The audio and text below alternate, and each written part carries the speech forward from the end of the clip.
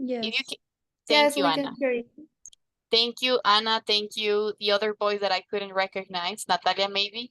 So welcome to session number 2. We are still waiting for one of the guest speakers for today.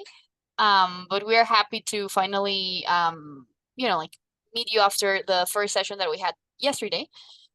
So today we'll be talking about decoding the selection criteria of the US universities, and also we'll talk about the Education USA flagship program, Opportunity Funds scholarship. And for those sessions, we will be joined by Yale University, one of the representatives from Yale University, and our colleagues and friends from Education USA Mexico. But before we get started and before we start talking about like this serious issues, we were reading your homework that you submitted yesterday, and okay, uh we will be talking with you about this topic. Excuse me, I just got a message and I was distracted. But we were reading your homework, right? And we're happy that you are taking this seriously, this bootcamp really seriously. And we would like to know, how do you feel after completing your first task? So you can unmute yourself, you can type in the chat. So how are you feeling today? And what do you think about the first task that you had to complete? Who's first? Who wants to go first? No one? I know. I don't want you guys to put you on the spot, but you have two options. Maybe you can do it voluntarily, or we can choose a victim. How does that sound? Who wants to go? Who wants to sacrifice for their team? No one, really? What about you? What about you, Antonella? I'm sorry, Antonella. You were the first person in my screen. You don't want if you don't want to talk, that's okay. You can say no if you're not ready. No? Okay, that's okay. We don't want you guys to make you feel uncomfortable. Um, who would like to participate? Maybe something that you would like. Thank you, Marianne. Go ahead. Marianne, excuse me. Okay. Hi. I Hi. submitted today in the morning, but I really think that two tools that you put us there really like helped me to find more peace investigating, because sometimes in the past I felt overwhelmed and confused because the sites of universities are really with a lot of information, and I Yes. didn't know like how to compare one of them or have like more specifically results. Right. So I felt more, yeah, in peace. And also I have a doubt Okay. Go ahead. in the one and the first one. I think that it was a big future. The Big one future. that offers Yes. like Yeah. programs, careers and all that. I Yes. searched like the career I want, Hmm. and I'm interested in a specific program, but there it didn't appear me. So my question is that if the results that appear are just for, well, are of all the US universities or only the ones that they have a convent? Second option, exactly. It is really difficult to find every single program through one search engine. It is really difficult. That's why the first step, the Education USA first step, is so important, because in this step you will spend a lot of time doing your research and finding an institution that works for you. So um trying to respond to your question, is the second option. Is only the ones that big college, or excuse me, what's the name of the organization? I just forgot it. um The it's future. Big Future, exactly, not big college. Big Future, exactly. Those schools are the ones that work closely with that institution. But yes, thank you so much, Marian, for your participation. You're very brave for being the first. Thank you. Thank you. Sophia, Also, go ahead. Oh, yeah. Who wants to? Yeah, Marian? Or who? just Who's? something fast. Are you going like to give a retro or something? Yes, Okay, thank yes, you. of course. Sophia, go ahead. I just want to say that yesterday I could not upload my homework because I couldn't talk to my mom about the third question. So Sure. could you please allow me to upload it today? Yes, we can. Don't worry. We're not a school. We're Education USA, and we're here to help you. So of course you can upload your homework, but just make sure to do it today. Okay, thank you. Of course. So, I think we're ready, right, Ramiro? We're more than ready. Okay. So, let me go to the second slide, and now we have the roll call or pase de lista. So, is everyone ready? You can type. You know, like react with a thumbs up or make like type an emoji in the chat. Okay. So let's start super quick. So second day. Okay. Acuña Valeria. Remember to unmute your microphone and say here if you're here. So Acuña Valeria? No? Okay. Aldrete Karen. Nope. Aldrete Karen. Arenas Sofía. Arenas Sofía. Nope. Barragán Luis. Barragán Luis. Okay, don't worry, Marian. Paz Iker. Here. Thank you. Brondo Natalia. Here. Thank you, Natalia. Welcome. Caldera Pamela. Caldera Pamela. Nope. Contla Antonella. Yeah, she's here. Right? Contla Antonella? Here. Yes. Hi, Antonella. Covarrubias Giselle. Nope. Okay. De León Javier. Nope. Enríquez Valeria. Here.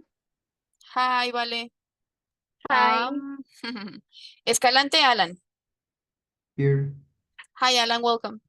Flores Andrea. Here. Hi, Andrea.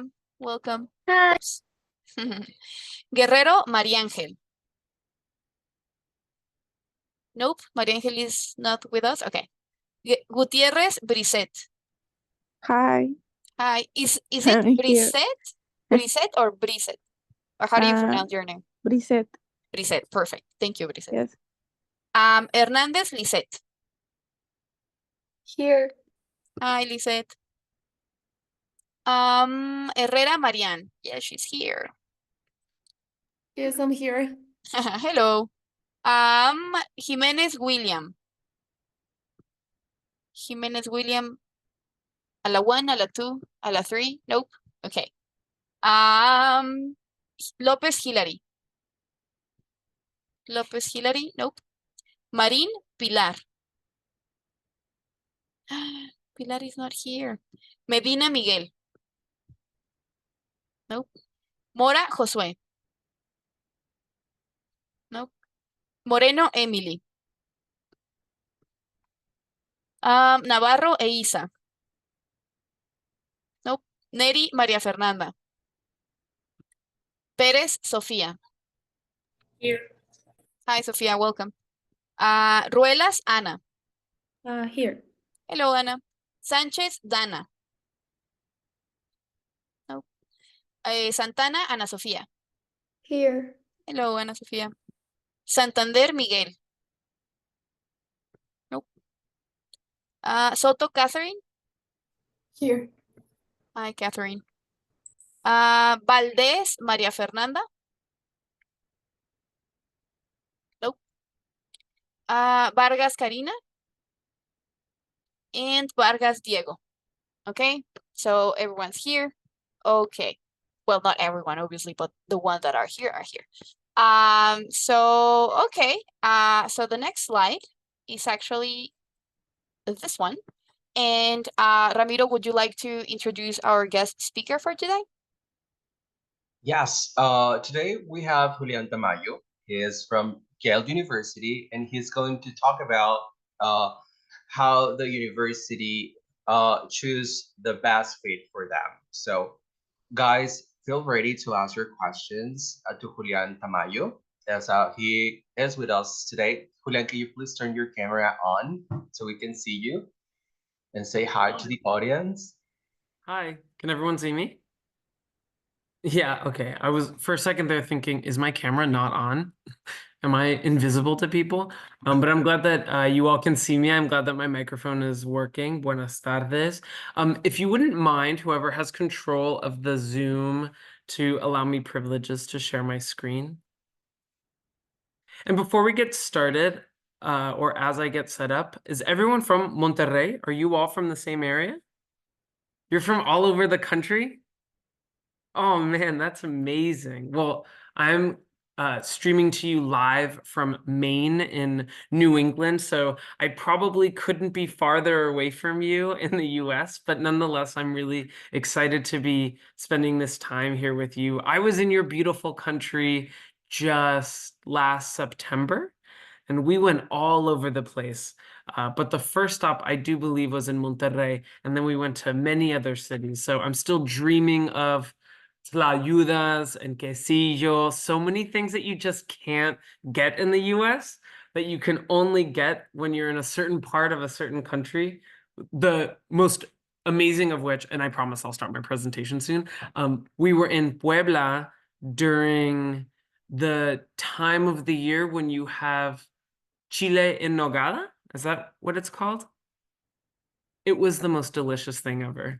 I tried to get it at a restaurant in the US and it just was not the same. But yes, I really appreciate the invitation to join you all today.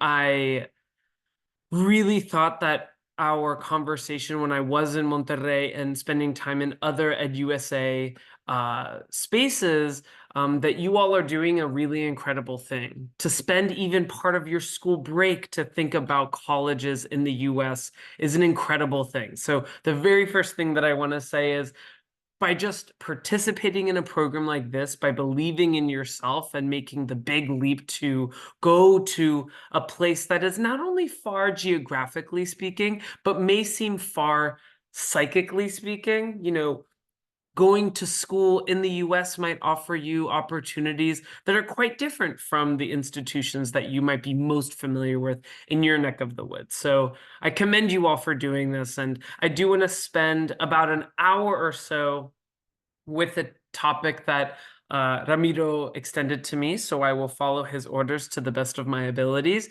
and that is to decode the selection criteria for US universities. This builds upon work that I've done in the past, though I did prepare these slides, modified them so they are most applicable to you all.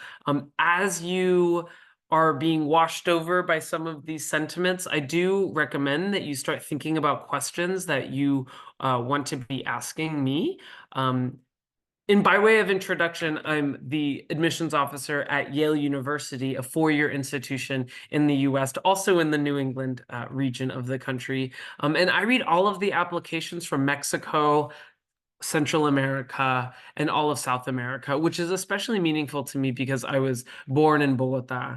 So to be able to connect with other Latinos and folks from all over the world, especially as someone who was very unfamiliar with the US college admissions process myself, I think these conversations are really important, and I'm really happy to be doing so with you. We're going to be covering the absolute basics of what colleges, college admissions officers especially, are thinking when reviewing applications overall. And this definitely applies to students applying from outside of the US, and of course, you all, students who are applying from Mexico. I will share just maybe one word of caution, or at least understand the scope of our conversation. Most of this will have to do with highly selective or selective colleges and universities in the US.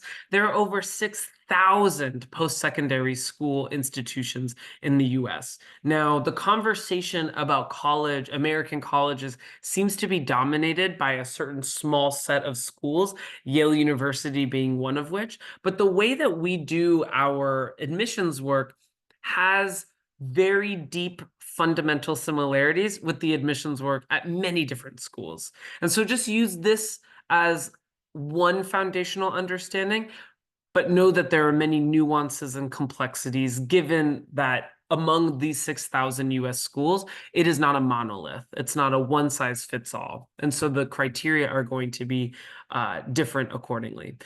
I'm going to cover the basics. We're going to get into the purpose of why we do what we do in the admissions offices. I'm going to give you some insights into what Yale specifically looks for that has, echoes at many different schools that are even less similar to Yale.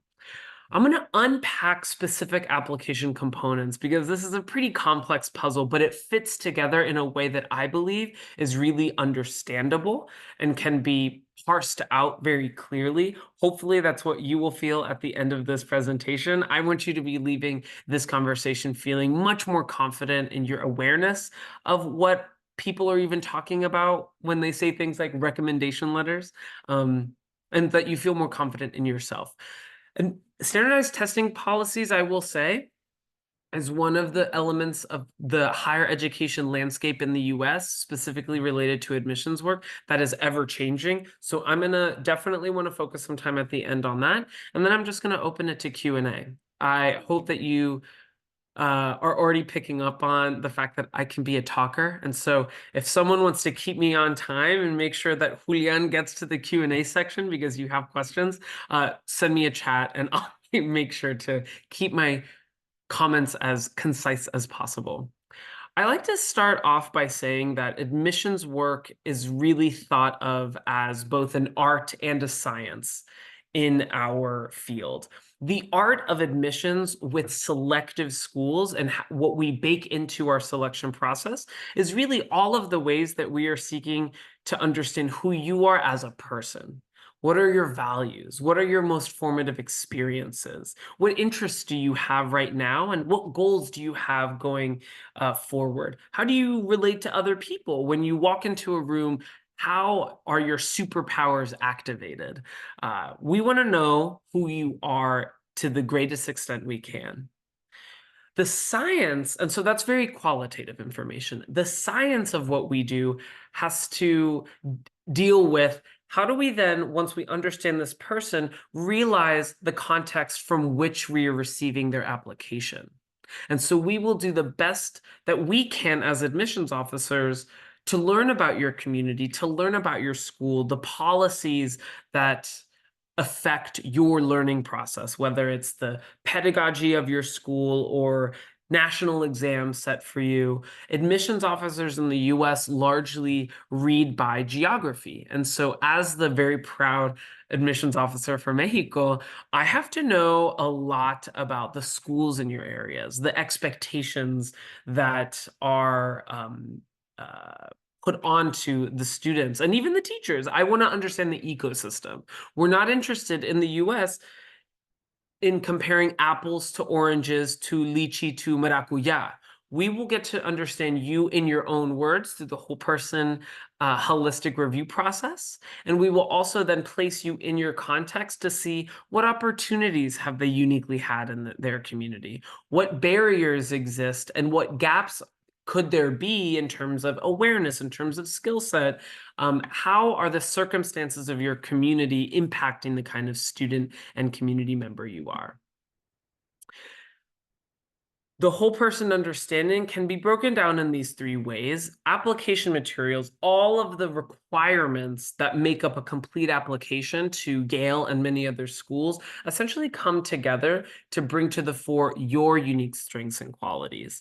And so when I think about the great diversity within all of these applicant pools, it's really understandable that people ask me as an admissions officer, how do you differentiate between all of these different candidates? And I say, and I mean this to the greatest extent possible, they feel really distinctive. And it's because we have so many different dimensions through which we can understand students.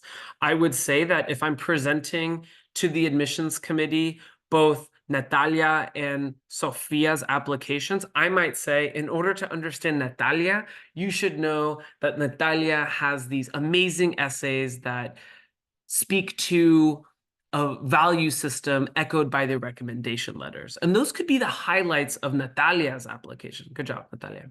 Now for Sophia, I could say, if I'm presenting Sophia in the admissions committee room and they ask me, okay, where should we start our conversation? I might say, well, Sophia has a transcript that is so beautiful. It is filled with advanced coursework, and Sophia comparatively is doing very, very well within Sophia's school context. And this is made even more impressive by all of the things that Sophia is doing within the immediate community. So good job, Sophia. This is just a hypothetical to say that the way that these different puzzle pieces come together are supposed to bring you to light, are supposed to make you all vivid. And so one of the biggest misconceptions is the second bullet point. In many different countries around the world, the entry requirements for college are largely, if not exclusively, based on testing.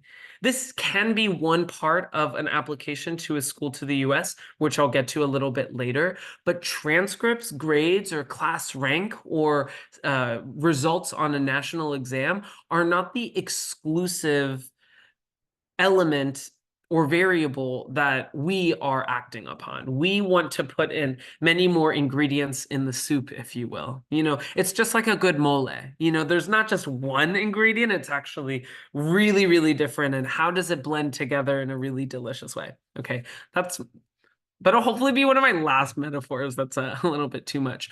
And what I want you to also know is something that gives me a lot of inspiration and confidence in the work that we do, although it is under such a great deal of scrutiny, is that the type of people drawn to this work are just like your instructors here at EducationUSA, Ramiro and Mariana. Mariana, who I haven't met before, but I already can tell Mariana's great.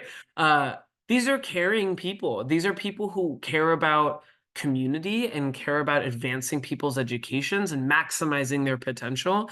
And while we are the people to receive the applications, we're kept in this line of work because it's endlessly fascinating. And we recognize that there's so much effort that goes into what makes for a complete application to our schools. So it's up to us to put in the due diligence to really bring to this work a great deal of integrity to match the kind of effort put forth by applicants and the communities that support them. And sometimes, if not, it's largely due through a committee process. So it's not just Julian Andres determining everyone who goes into Yale coming from Mexico. I have to present these cases to my colleagues. And so this work is also in great conversation with one another.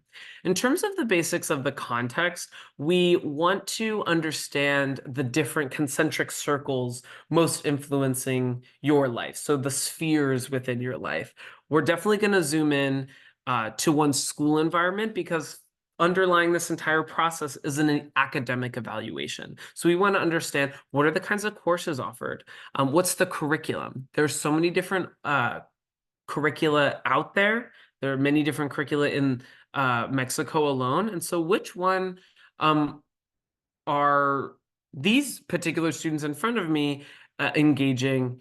Is this a rigorous academic experience? If there are advanced courseworks available to students, are they taking those classes in a way that is both balanced so that they're not pulling all-nighters regularly or losing sleep or becoming needlessly anxious, with the impulse to really do that the best they can as students, to really take their intellectual engagement to great heights, given the resources at their disposal.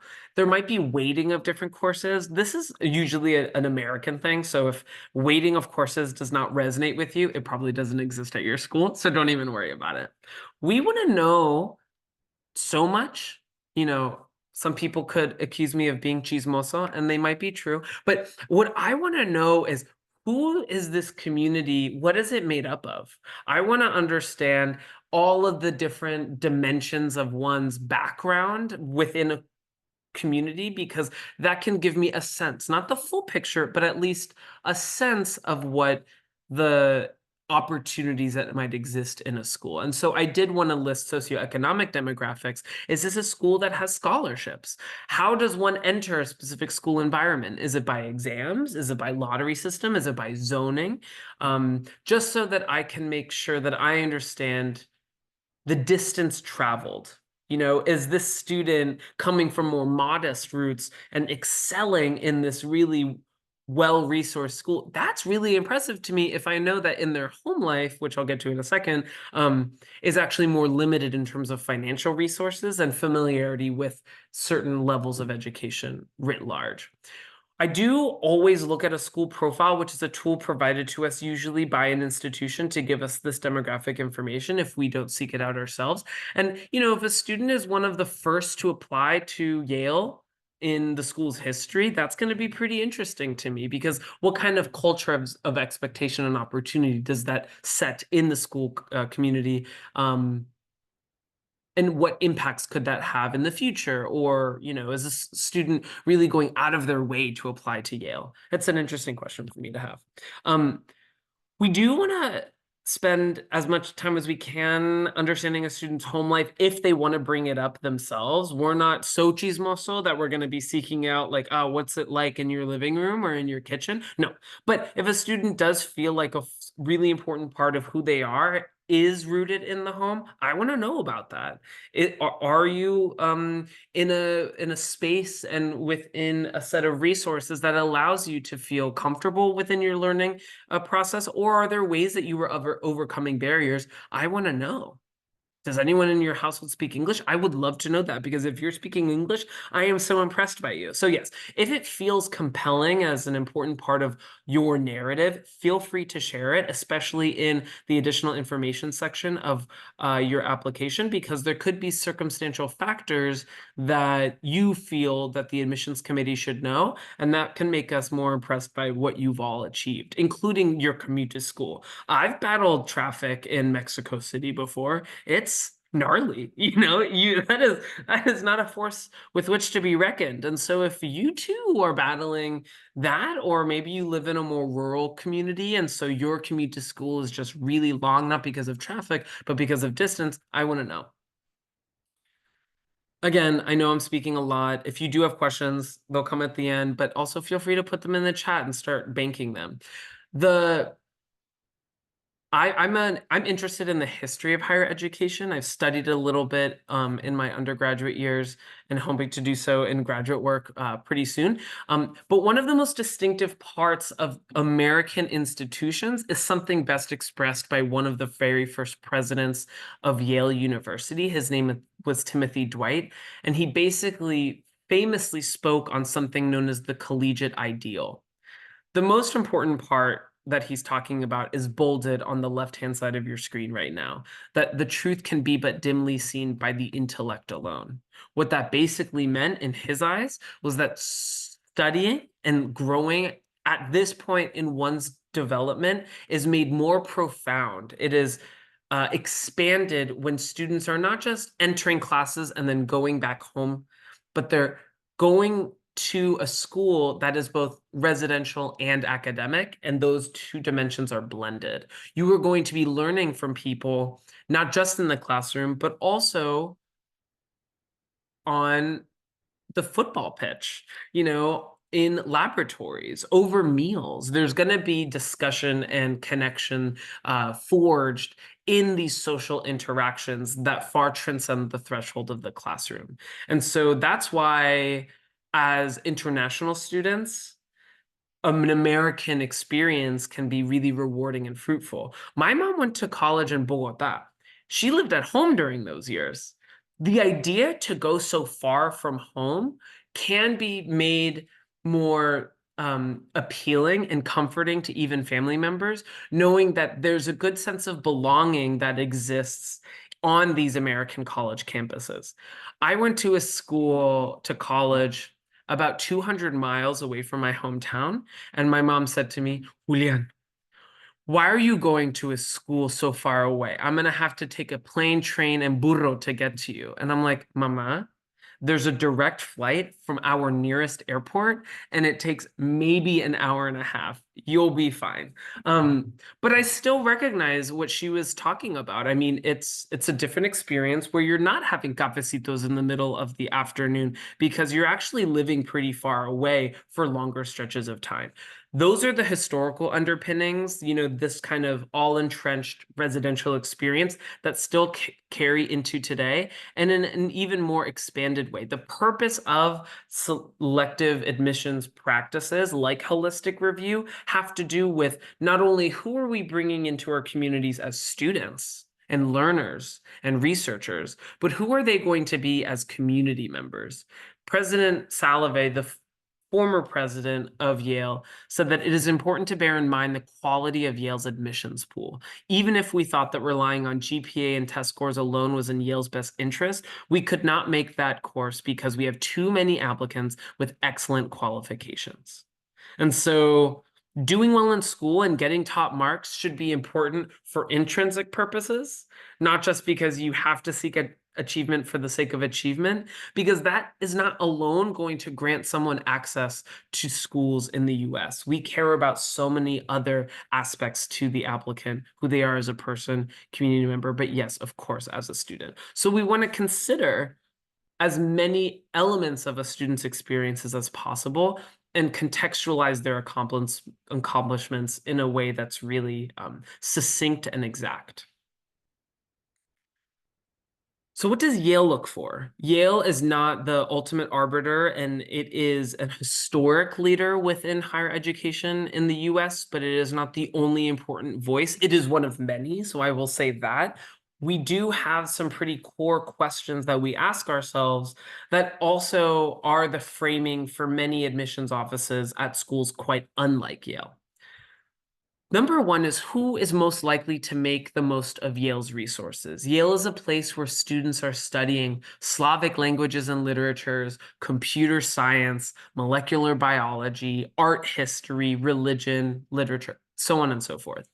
We want students who are going to really make the most of our wide range of academic opportunities, making interesting connections across these seemingly very separate disciplines. We want students conducting research with our faculty members, going to our museums, working in research labs, discussing important issues of the day and potentially the future, being inspired by the different learning experiences that they're having, but then extending that beyond the classroom. So the point of having these students all living in one place is also so that they have within their reach and in times that they define for themselves, when am I going to use the 3D printer at the makerspace on campus? When can I go to the research lab if one of my trials requires that I have to wake up in the middle of the night to pipette something? I don't know. I'm not a scientist, but this is an all-encompassing experience. And so we really do want students at many different schools in the US to feel like the campus is their own. And so that's why we have this as a guiding question. The second question we ask, who will contribute most significantly to Yale's community?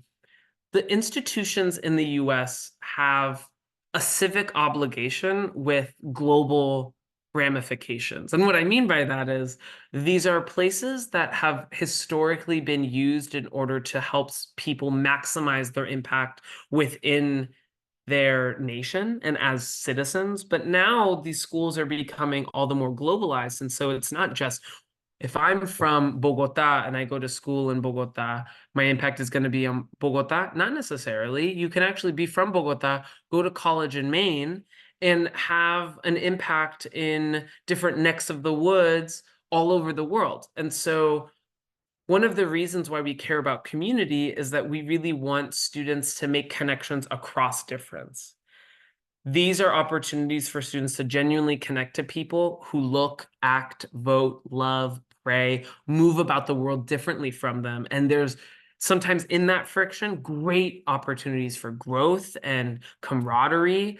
It's not all flowers. It's not all easy. There are great pain points, but that's a part of the learning process as long as there's always respect undergirding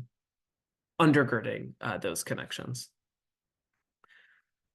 Okay, so I've been talking kind of abstractly. Let's get to the nitty-gritty. So this is all these values that are historic and both philosophical, basically trickle down into the exact application components that admissions officers review.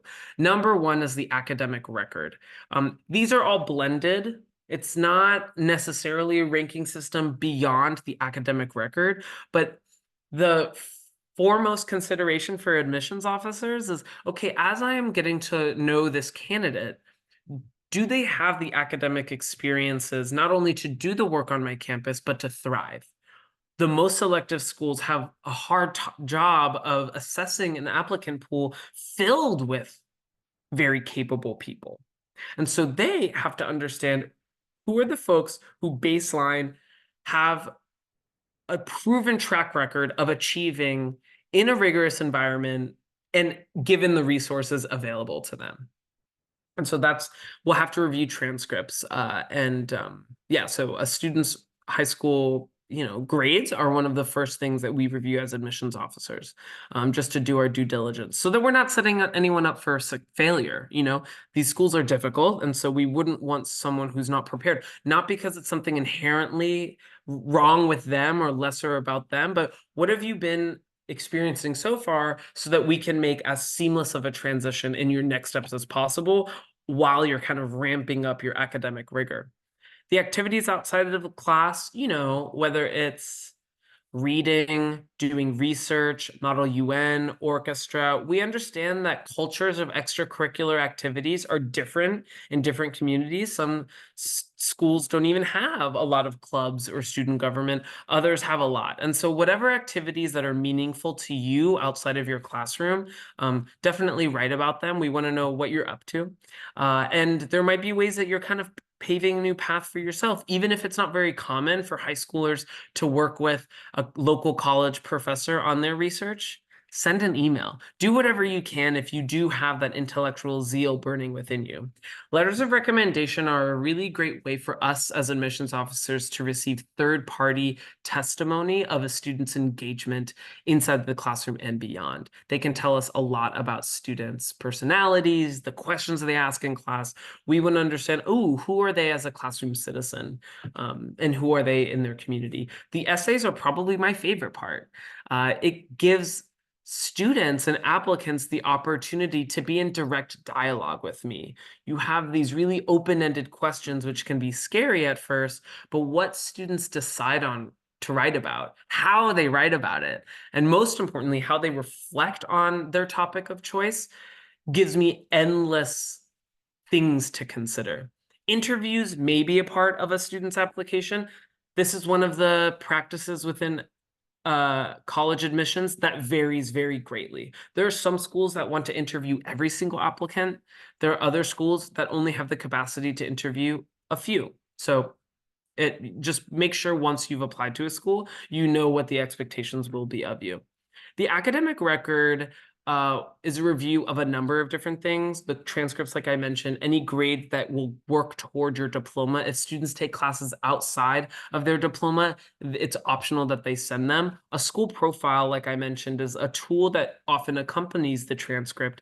And this will give us the history, the demographic, the program rundown of that student's school, if this is the kind of document that that institution is used to producing. There are some schools in Mexico that don't have a school profile, and that's okay because I'm a detective and I can find out really important stuff.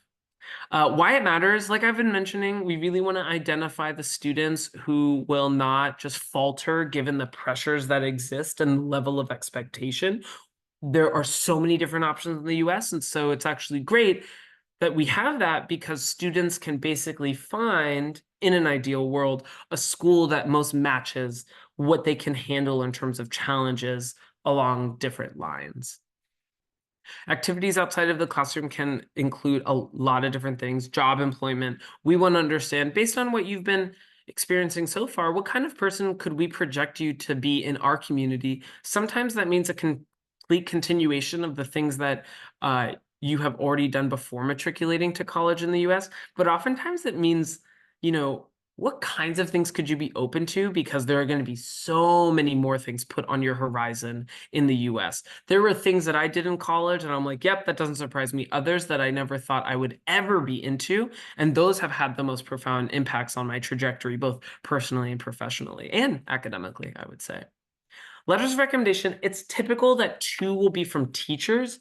These should the requirements vary according to the school, but the most important thing is that these should be teachers that know you the best, not just the classes you've done the best in, but the professors or instructors that you've had who could really speak in a detailed way about who you are as a learner, who you are as a friend and peer to your classmates. We will also, many of us ask for a counselor recommendation. This can be from someone who works at your school. And if that's not possible, I'm not trying to sign Mariana and Ramiro up for more work, but this could be someone outside of your school, or maybe it's your headmaster and not a guidance counselor per se. And we also understand that when reading these recommendation letters, the recommender, A, might not even be proficient in English, and B, they might not even be familiar with writing these kinds of recommendations in the first place. That's okay. We can calibrate to the kind of culture that we're expecting of your school, but we just do want testimony because these are the people that know you best. This is what can help us kind of calibrate, who are you in comparison to the kind of students who thrive on our campus? And they add qualitative significance like is listed here. Essays. This can involve both a personal statement, which is typically a longer essay of about 600 words. Some schools, many schools, also require that applicants submit answers to some other questions that are going to specifically resonate with that institution. So at Columbia, they ask students, Columbia University in the city of New York, they ask their students what are the last 10 books that they read, because they have a really historic program that is known by some as the Great Books curriculum. It's at Columbia, it's known as the core curriculum, where there's a lot of reading expected of them, like a lot of reading. At University of Chicago, it's pretty famous for asking very quirky, kooky, weird, fun, intellectual, abstract questions. Like there was a year where the admissions office decided that the only prompt would read find X. And that was it. And that was supposed to basically show to the applicants, this is the kind of student who would thrive in our school. If you get excited about that question, that might indicate to you that you could possibly be a good fit for Chicago. Now, if that question feels kind of like a drag, maybe Chicago is not the school you thought it was. These essays are a really good opportunity to share your story in your own words. And it really drives home, I think, if you remember nothing else from this presentation, other than I'm chismoso, it should actually be that this selection process invites students to engage in very deep introspection. You should use this not as a time to portray yourself as perfect, but this should actually be used as a way to reflect on all the things that have been important to you, especially as a learner. And what do you want to tell admissions officers about your goals, about your experiences? So don't try to be anyone you're not, especially in your essays. Essays that are the best are not the ones that have exclusively really uber rare and unique topics. It's actually the reflections. If they are very reflective, that's what's going to make for a good essay. My colleague likes to say that essays should be three things. They should be thoughtful, they should be reflective, and they should convey your voice. If your essay doesn't sound like you might need to go back and rewrite that work. If you're funny, be funny. If you're not funny though, definitely don't try. Just this is like very sentimental advice, but you should really just be yourself, because that's what's gonna resonate more clearly and read more compelling to an admissions officer and an admissions committee. Interviews can happen. If you're applying from Mexico, it might be rare that admissions officers are going to be in your neck of the woods. There might be some folks from the alumni network who might live nearby. I would argue that I could totally be wrong, but I expect that the most common way for folks in Mexico to engage in a college interview is through Zoom or through an online platform. And this is really a way not for you all to be tested, hopefully and ideally, but rather you can ask the interviewer questions about their alma mater, about the school that they attended. You can show what you were like to connect to in a way that maybe these other dimensions of the application do not. This is not going to be a time where you're being grilled, but rather a time for you to just show up, hopefully as comfortable as possible. And if you have nerves about it, take as many deep breaths as possible, because the people who do alumni interviewing aren't intending to be mean. They're probably brought to the table mostly because they really want to get to know you. This is a more artful way, pun intended, to describe the work of an admissions officer. I attended a small liberal arts college and I studied art history. And the point of any liberal arts college is in order to cultivate critical thinking skills. And that really means, like, what are the intellectual tools that I have and that I can apply to different kinds of work? While I don't work in art history, but I work in education, I do think that the framework that is employed when reviewing art is actually very similar to how we do admissions work in the US, especially in selective institutions. So you could therefore think of applications as portraits. Now, when those who are analyzing a portrait, what they're doing is they're first observing all of the features of the piece. They're analyzing the connections across these different pieces, and then they're interpreting the significance or the profundity of the piece as a whole, made up of component parts. In other words, you see here in front of you a self-portrait by Frida Kahlo, an official portrait of Michelle Obama by Amy Sherald, and then you have the portrait of Madam X by John Singer Sargent. As an admission, all three of these, gorgeous. You know, you can analyze them by line, color, shape, form, composition. And while in some ways they're very similar, they're very distinctive in more important ways. And if I were a curator and I wanted to put up a gallery of really amazing portraits, I wouldn't want to have 3 versions of Michelle Obama's portrait. I actually want there to be important differences. So I'm going to put Michelle Obama at the center, flanked by Frida Kahlo and this, you know, society woman back in the 19th century. This is all to say that, like, there is this rampant impulse for applicants to think, I need to mold myself into the kind of person I think gets admitted to American colleges and universities. But what I'm trying to tell you is that when students center authenticity, when they try to make their application as honest and as revealing as possible, the unique colors of your own story emerge. And that's what makes our communities as vibrant and as interesting as they are.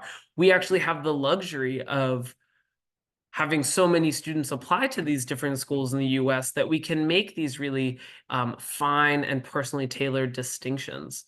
And so, yeah, I hope this extended metaphor wasn't too much, but at the end of the day, I want you to know that you should only be yourself, because that's the kind of class and community building that we're doing as admissions officers. Now, just as I start to get very abstract, I go right back to the tangible. And so standardized testing policies also vary quite greatly in the US. This is not an exhaustive list, but I think these 5 categories do describe the types of testing policies that are currently in place, at least for the next academic year and admission cycle. Given the access to things like the SAT and the ACT, which are 2 of the most popular forms of standardized testing in the US, and how available they are not only in the US but across the world, colleges in America have had to really grapple with this shifting landscape, with this ever-changing set of resources. And so I think that's why we have 5 testing policies in front of you now. I would go ahead and guess that test optional is probably one of the most common, probably in line with test required. So those are the 2, both of them on the left-hand side of your screen are probably the most common. Test required is that any applicant that applies to that school must submit at least one kind of test. It's usually the SAT or ACT. And we'll get into English proficiency exams in the next slide. But if a student does not submit that testing, then their application will most likely not be considered.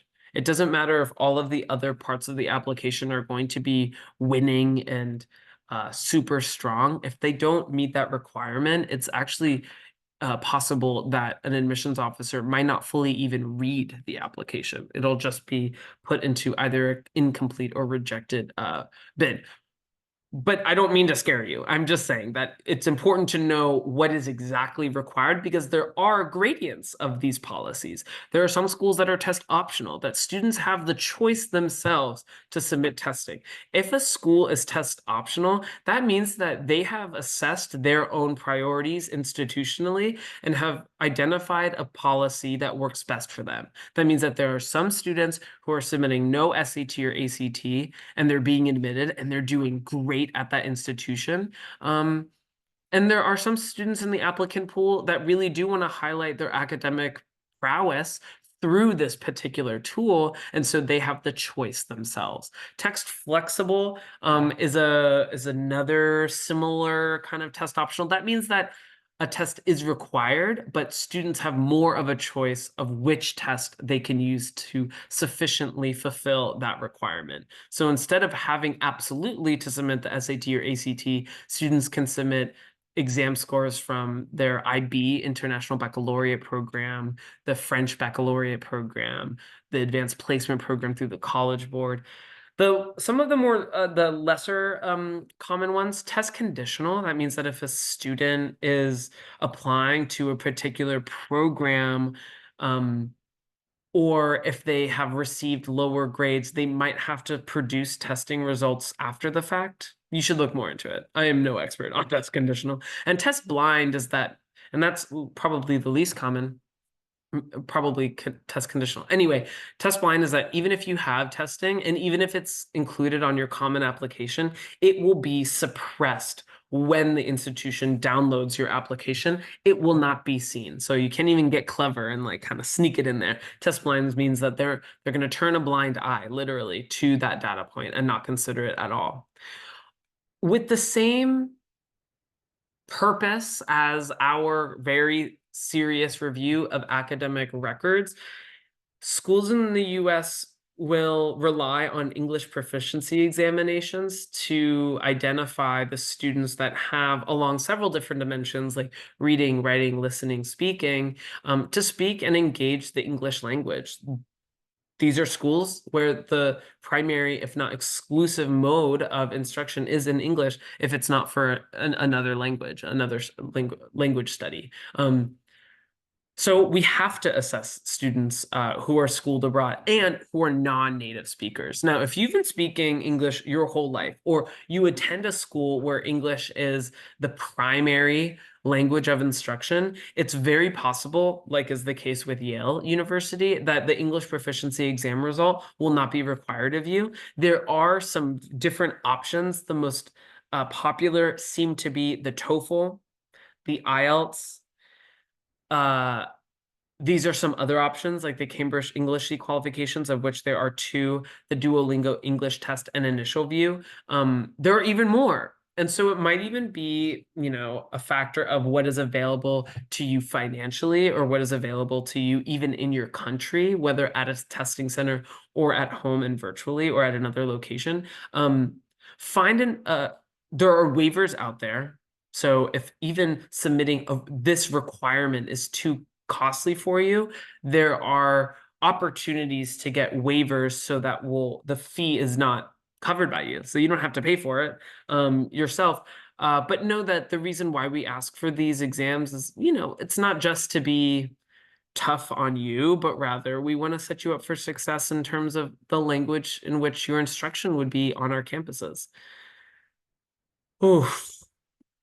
Thank you for being so patient and listening to me. I genuinely hope that you got some good information out of that. I would love any questions. If you want me to expand on any point, if there was something I missed, I will just wrap up by saying that, again, a lot of these things relate to Yale.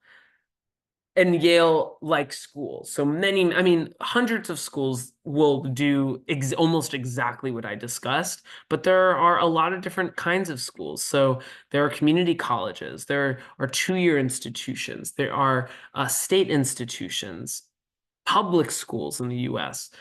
I would steer very clear from for-profit institutions because those degrees aren't even recognized by many employers, and the schools are not accredited. So even if it sounds too good, but it's a for-profit institution, steer clear. But this is all to say, I'm not just trying to be mean towards for-profit institutions, but rather there are a lot of different admissions practices. These pertain mostly to four-year selective schools, colleges and universities. So like the Syracuse University, New York University, University of California at Berkeley, Yale, of course, Bowdoin College up in Maine, where I went to school, so on and so forth. Yeah.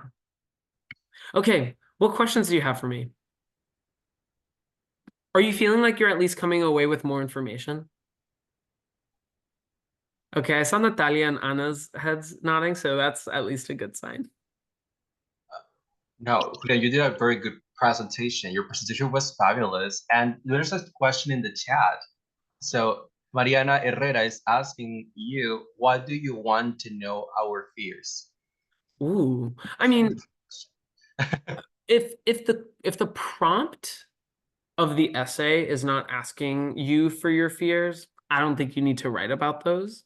Unless you feel compelled about a particular thing in your life that does make you fearful, say the fact that the earth is like heating up at a rapid pace. Like I'm fearful of the ocean waters rising in unprecedented ways. Like that makes me fearful. I could see a student who's really interested in climate change or environmental science or earth and oceanography write about their fear of the ocean waters warming. But I am not just like asking you to center your fears if you don't find them the most important part of how you think about the world and what you are bringing to your academic interests.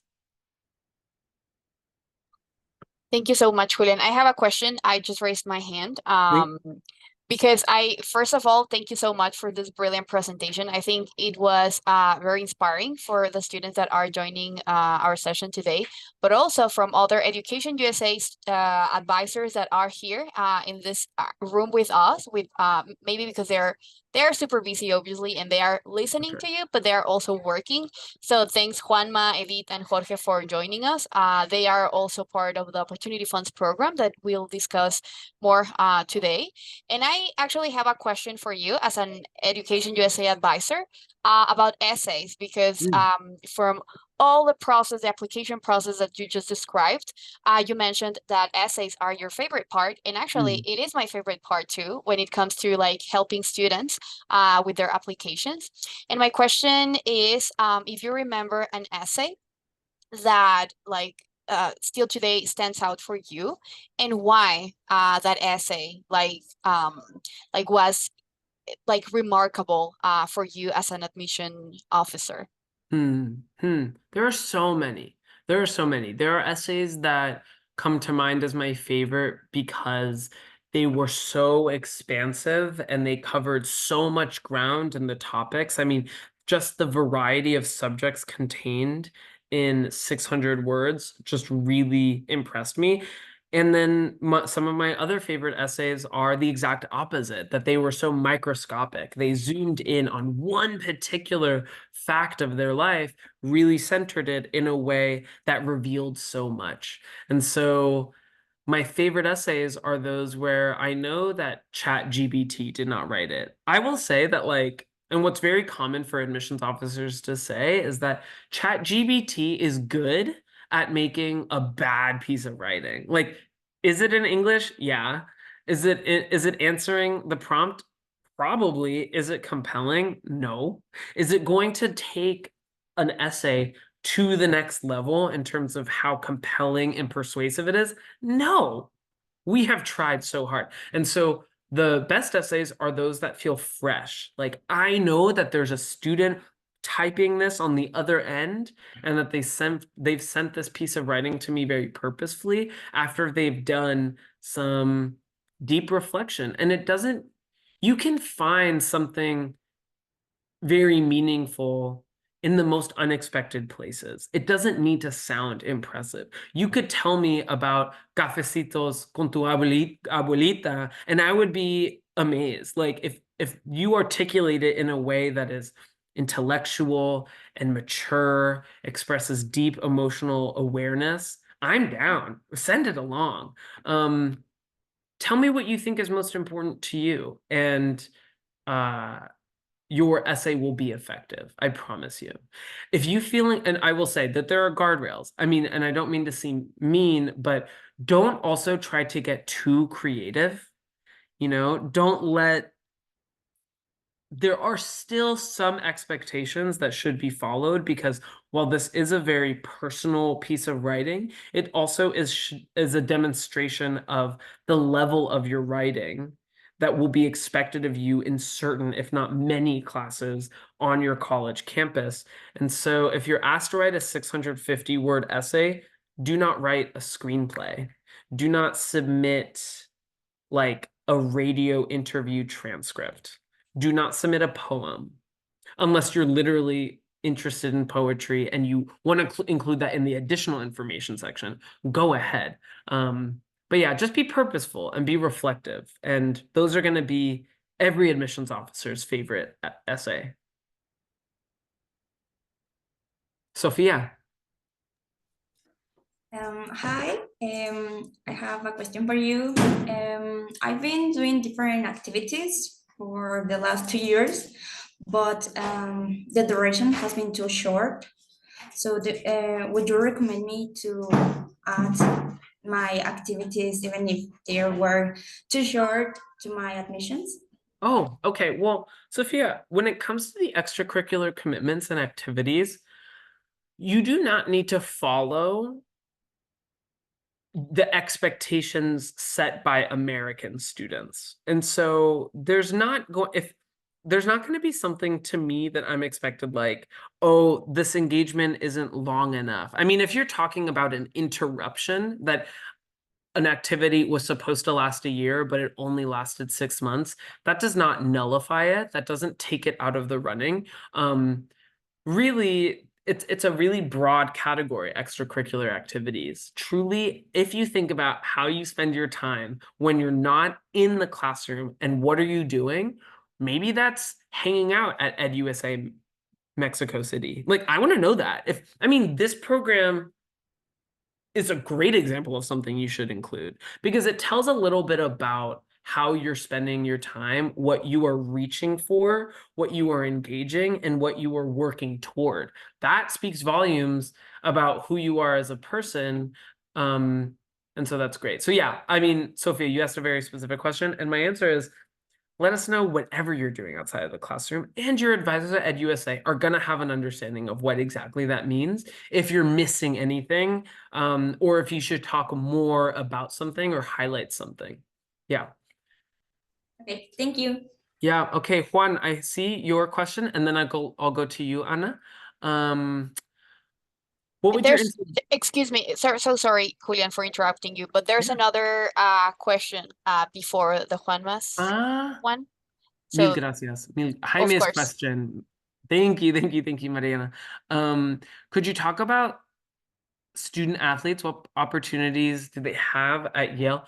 Yeah, I didn't mention student athletes only because that is a process that if you want to be recruited to play on the varsity team of a school in the US, the avenues that are connected to that are housed within the Department of Athletics at that school and not in the admissions office. So at some point, those processes intertwine, and they convene, but that's only after a student has been vetted and evaluated by the recruiting coach or the athletic department, and they've been seen as someone who has a unique set of talents that would add to their team. Now, this is something entirely different from someone who is a competitive football player, and I mean football like soccer, not football like quarterback. If they play football and they want to continue doing that in college, but not necessarily as a recruited athlete, there are club sports, there are even varsity sports that students can walk on. To the extent that it's connected to a student's admissions process is very dependent on the school and very dependent on the level of a student's interest in playing at school. If you're super serious, then it's going to be a really long process that starts usually the year before a student's final year in high school. So in the US, it's like junior year. But yeah, if you just want to play, if you just want to kick around a soccer ball, you can do that by signing up for a club organization or it's a club essentially.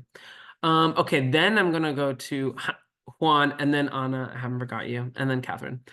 What would your insight be on why some schools reject a great candidate that was accepted in another school? I had a student that was rejected by 6 highly selective schools, but was accepted by Princeton with a full ride.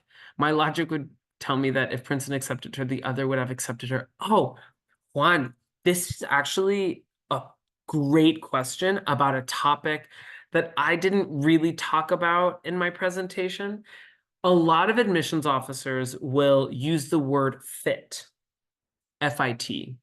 How does this student fit with our institution?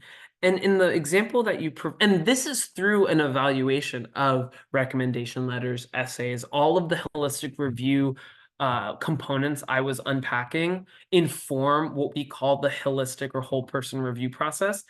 Those 6 highly, first of all, I would argue that there is so much more nuance to the college experience across schools that seem really similar in popular discourse than many would expect. In other words, you might be surprised because, but the experience at Harvard in some very important ways is very different than at Columbia University, than at Dartmouth University, than at Yale University.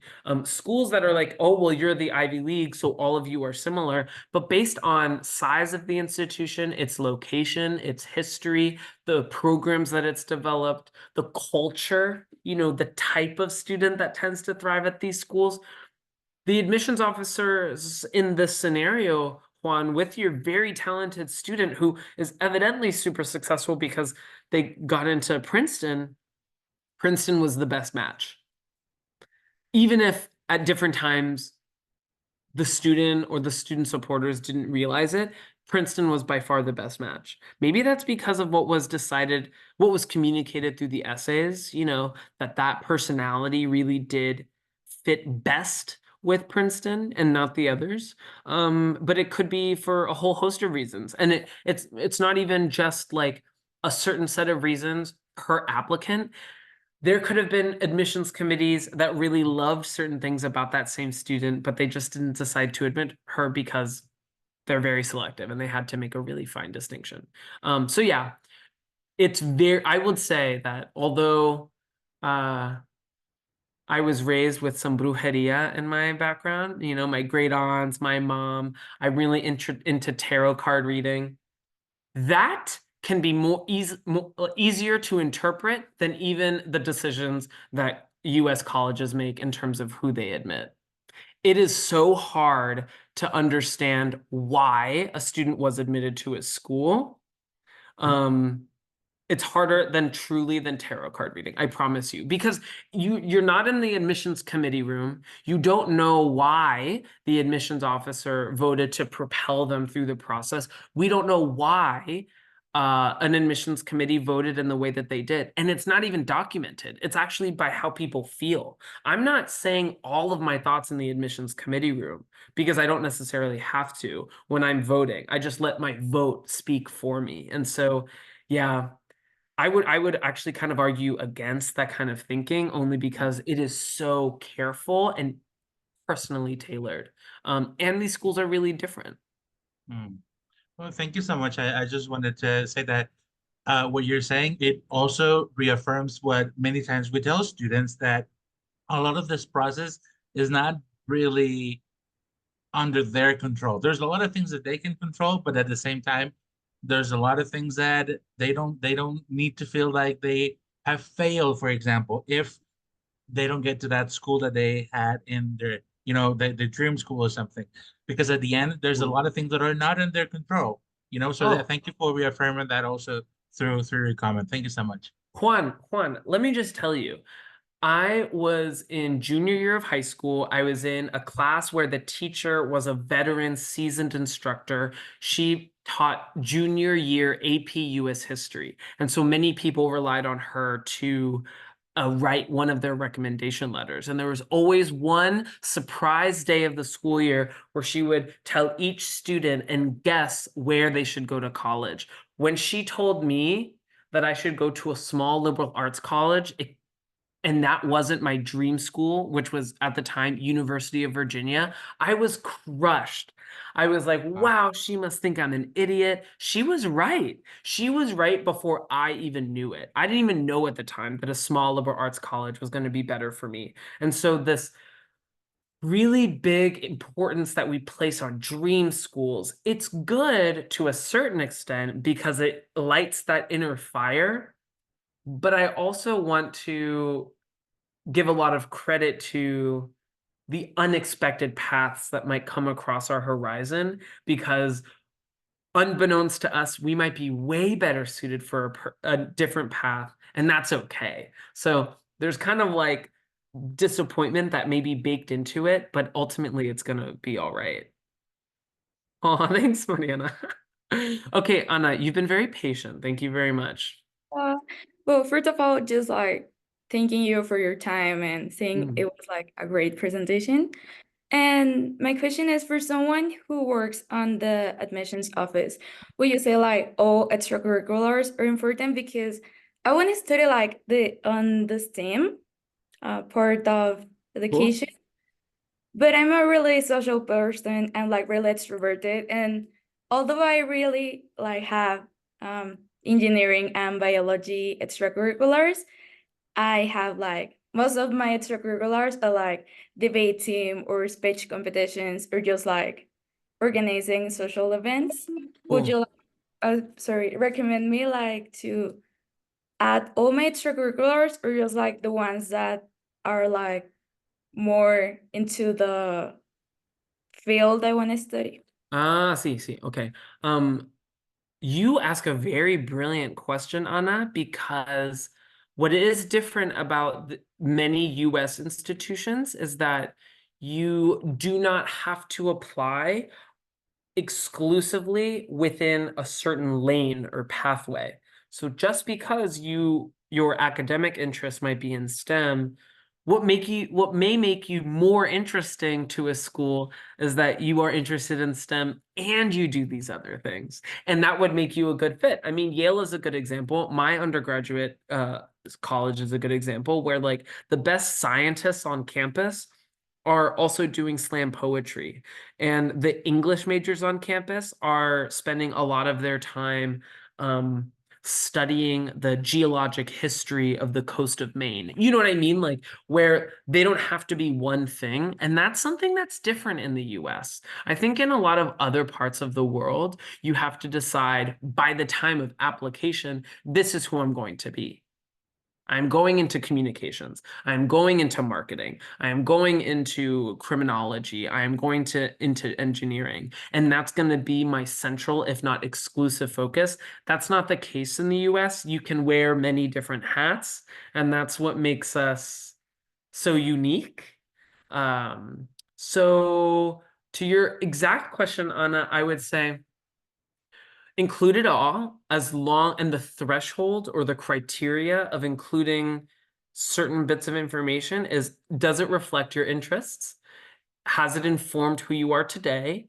Does it inspire you to achieve particular goals? It doesn't need to fall in the same category or in the same bucket. So you share those model UN or student government and social things, social organizing, despite you wanting to study STEM. I actually think that could make you an even cooler applicant because there's diversity there.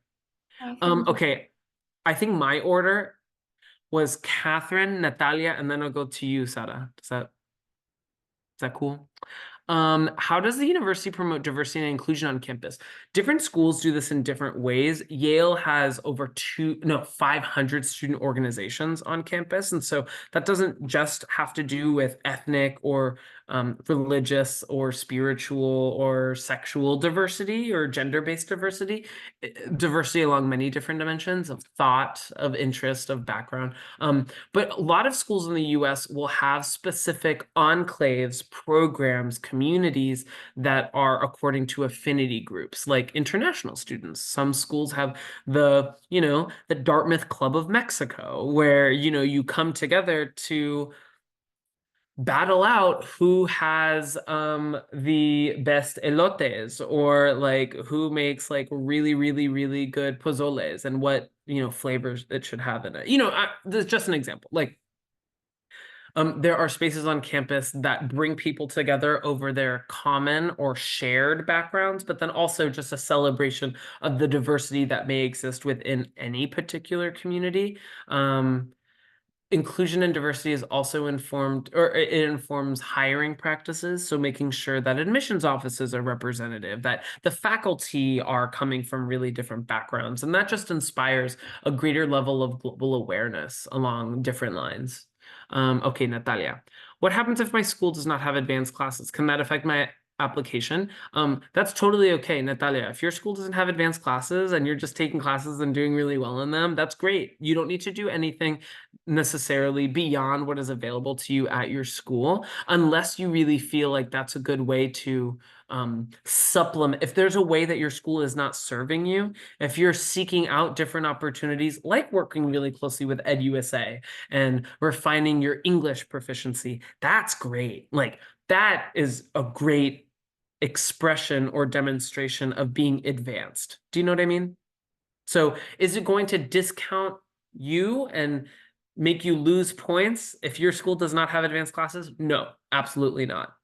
But what could be of interest to us are the ways that you have reached for extra opportunities in order to learn and grow. And if that has been in the case for you, Natalia, and others, definitely write about them. Okay, Sara. Yeah, so thank you, Julian, for the amazing which is especially with the extracurricular activities section. Do you think that stating quantitative aspects, like for example, for outreach for that specific cause, is important, or we just have to mention like the passion that like directed to like the passion that directed you to do that? Okay. Okay, so when your extracurriculars are going to come up in your application, it can come up in a number of different ways, but definitely in one particular section. So there will be a question about community involvements, but it's mostly called extracurricular commitments or activities. So any of those categories are basically talking about the same thing. If it's listed in an area where that doesn't give you a lot of text to write out and reflect, use the text basically as description. If you want to add your own voice and make a joke, or not a joke, but like if you want to add a small reflection in a description of being your class president, then that's completely fine. But if this is like the number one thing that you do, that you really love, like the most important thing to you is playing the flute, you might include it in your activity section, but you also might write about it in your longer personal statement or one of your supplemental essays. So yeah, it depends. It's definitely on a basic level going to be in one area, but it's up to you to decide if you want to include it in other parts too. Okay. How am I on time?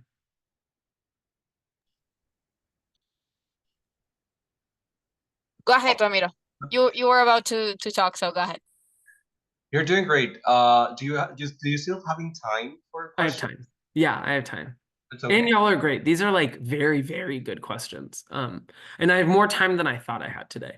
Anyway, okay.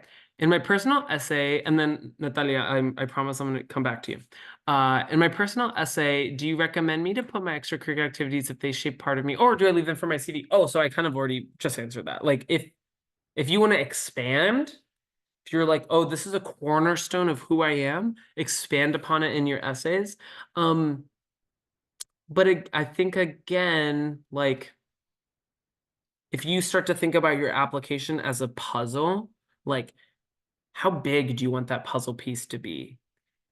So like if it's so important to you that you really want to shed light on it, talk about it in different places, but it should never come at the expense of some of the other activities that you also might want to discuss. And so in Anna's example, of being, a STEMinist, but then also someone who has interests and activities in other realms and spheres, like I wouldn't want for Anna to exclusively write about STEM if in Anna's lived experiences, there are other interests that are explored.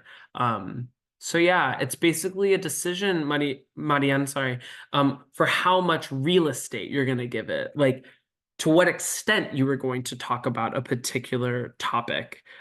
Where in your application is it going to be best highlighted?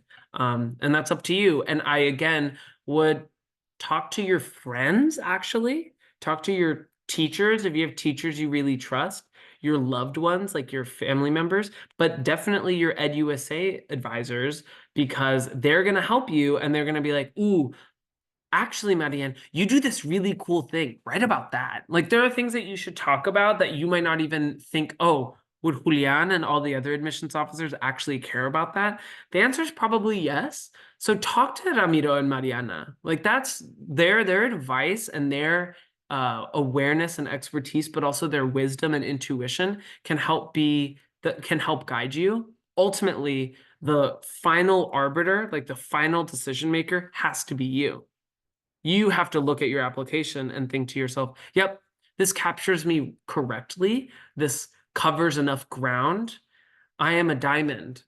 Does it show enough of my facets and faces? And if that's the case, then yes, you've expanded and placed your interest in your application properly. Exactly. Yeah, exactly. You get it. Okay, Natalia. I'm actually struggling a lot with choosing which universities to apply because there are so many options, and I was just thinking what you say of finding a university that's a fit. So I'm concerned about how can I find an institution that fits with me and I can fit with the institution. Ramiro, Mariana, did you say this was day 2 of your program? Yes, it's day 2 and students seem like they're impressive, right? I feel like you guys are all geniuses. Like these questions from start to finish have been so good. Natalia, that is a brilliant question. One that intimidated me. My mom didn't know of the schools in the US, but the way that people talk about American colleges, it's as if you have to know which one's fancier and better than the other, which one has a certain reputation, and it's overwhelming. So I know from personal experience a little bit about how you feel. My first recommendation is, again, and this won't surprise you, but start to ask yourself in the small moments you have in between classes or in your spare time, ask yourself, what do I care about?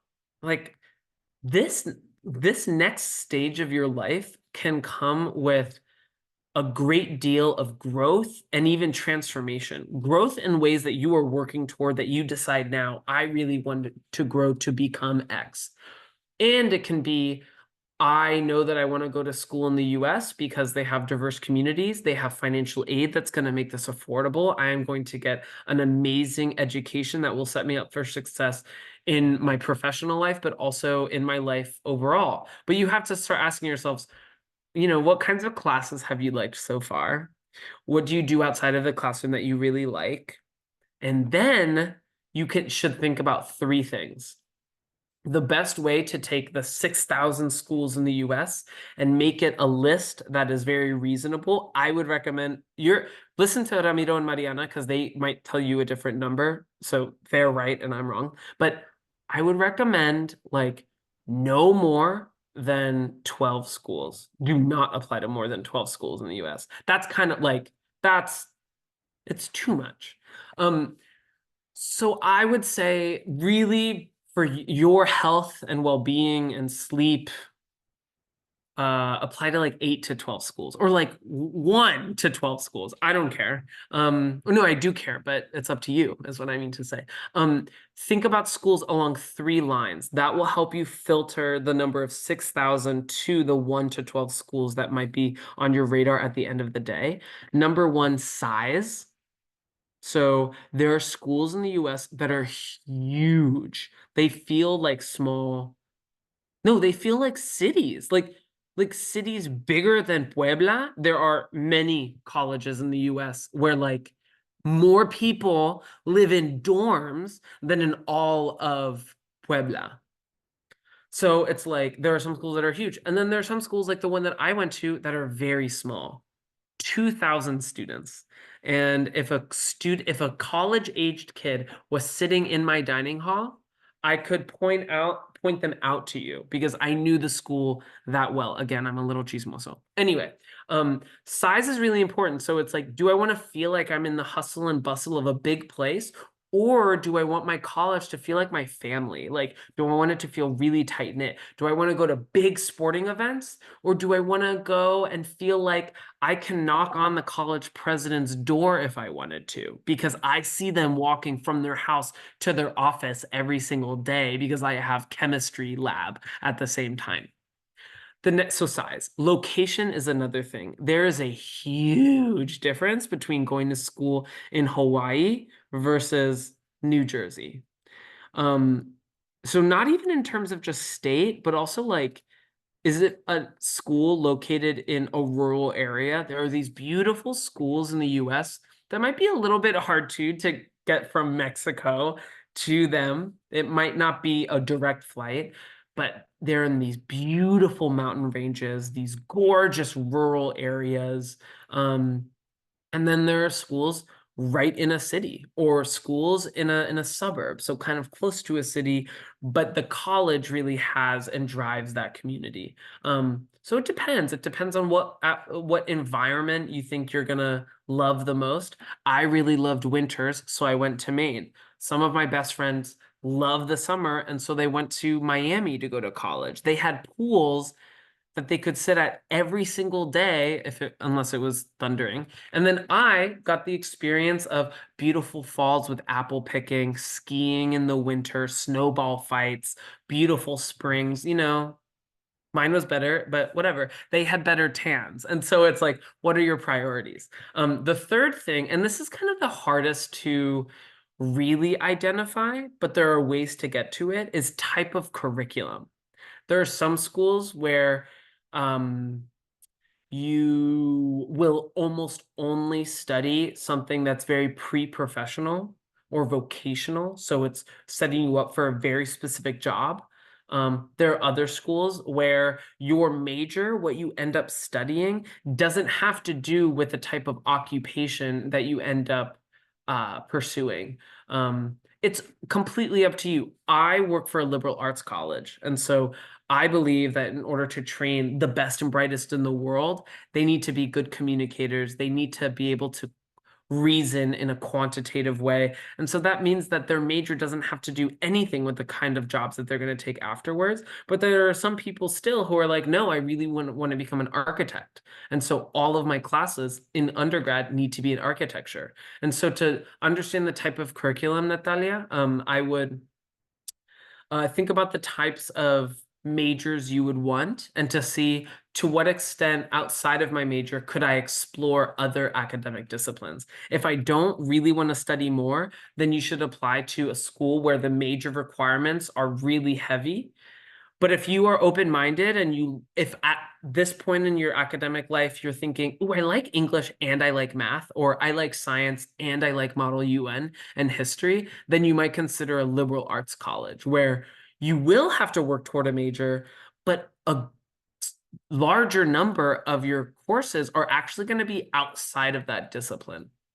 Like I told you, I was an art history major in college. I took a lot of classes in religion and computer science and earth and oceanographic science. So I was kind of all over the place.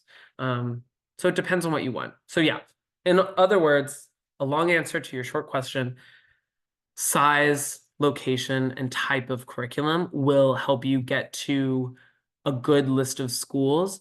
And my final word on this is the college rankings only tell you a little bit about these schools. And what is a number one school for 2024 might actually be the like 104th best school for you.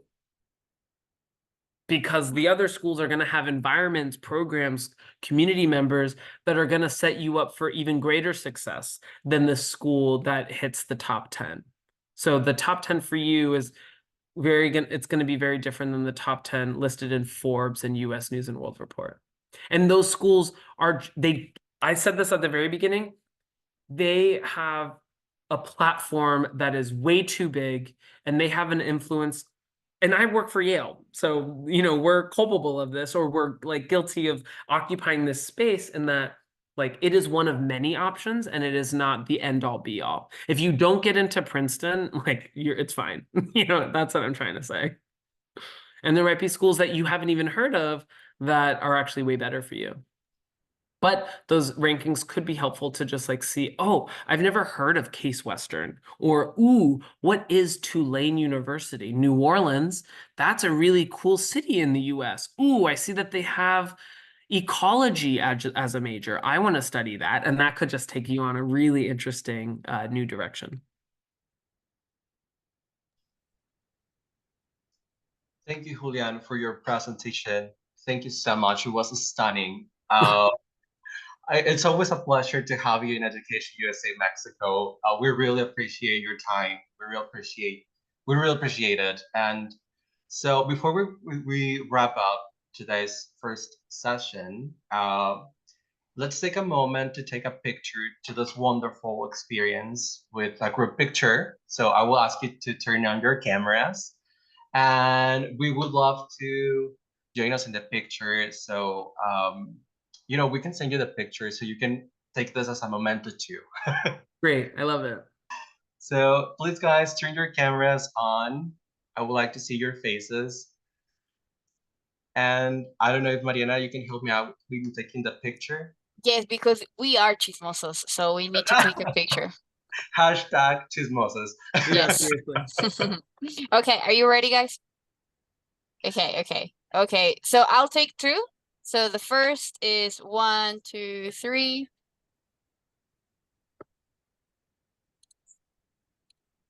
And the second is, excuse me, it's just because it's a office computer. 1, 2, 3.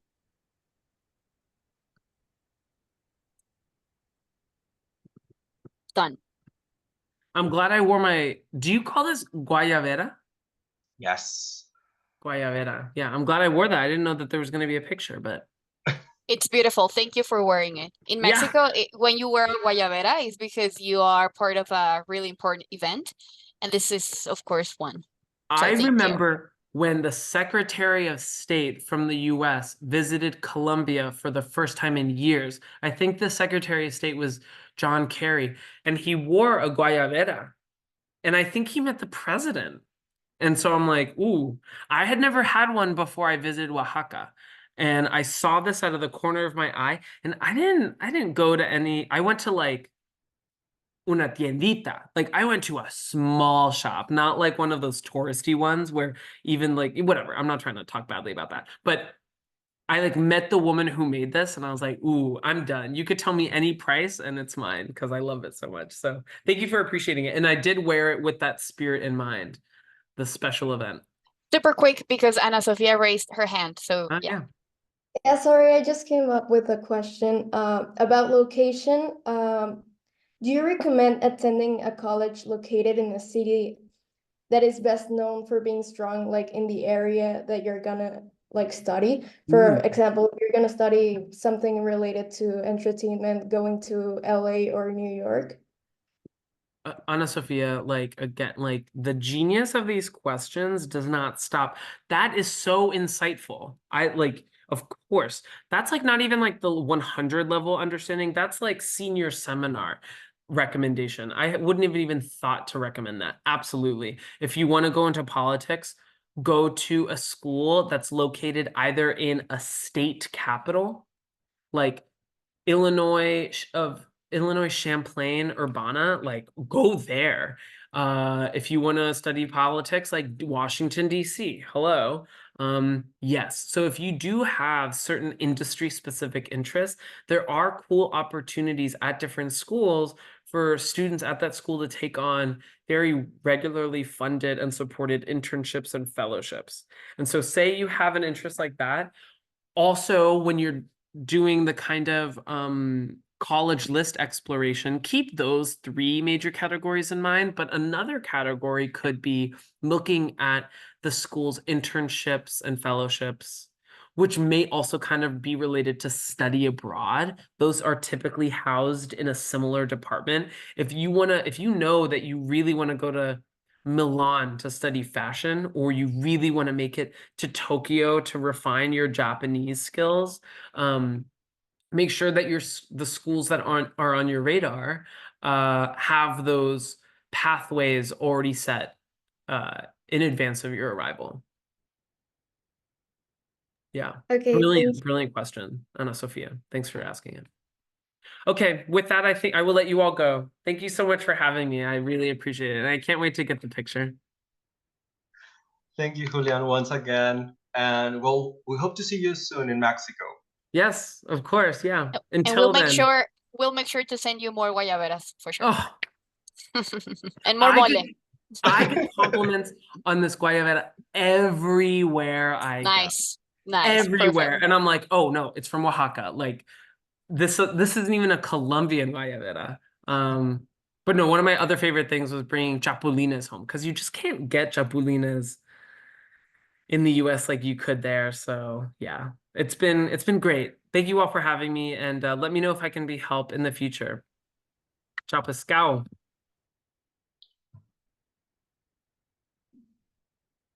So welcome back, guys. How do you feel during the presentation? So far, so good.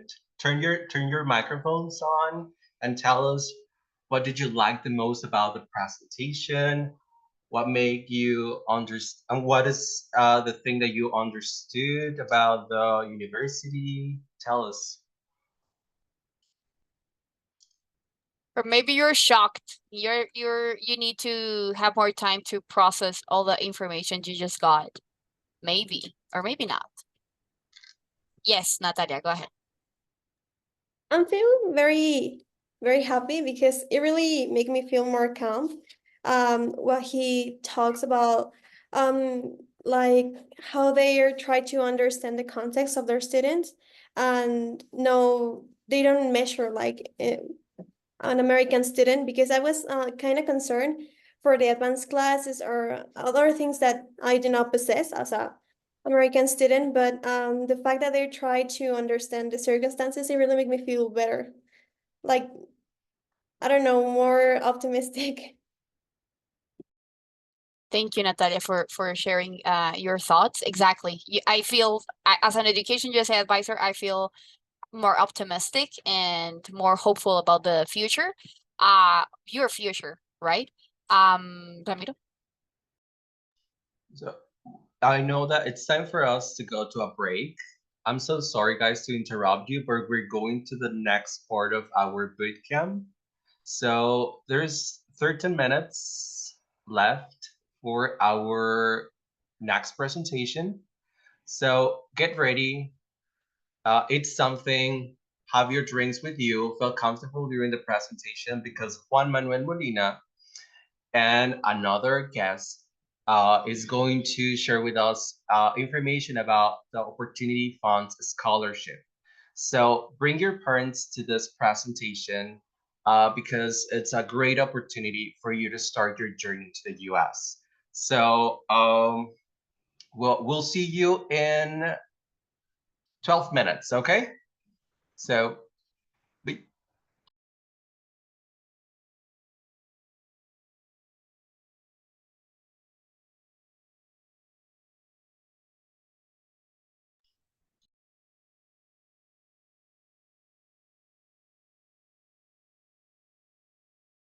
Could you give me permission to share my screen?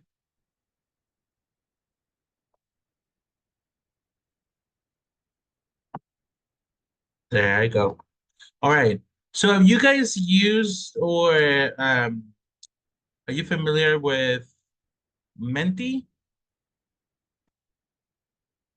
All right. So you should be seeing a slide that says you're stuck on a desert island. Is that correct? Okay. Perfect. So go to your phones, or you can do it also in your computer. You can go to menti.com and you can use the code right here, or you can scan this QR code right here.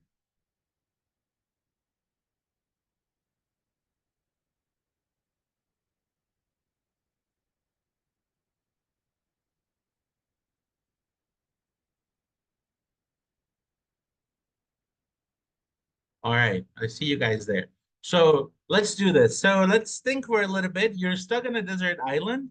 Luckily, you can bring some things with you. What will you bring? So this is our thing. I usually don't participate, but this is so exciting. I'm gonna do it. So it starts with bad news. The situation is not good. Following a shipwreck, everyone has been stranded on a desert island. Each person is allowed to bring one object to the island. Ideally, something that represents them, or something that you will enjoy, or just one object. So go ahead and write. I think I can't remember if it allows you one response or more than once. But go ahead and tell us, what would you bring to the desert island?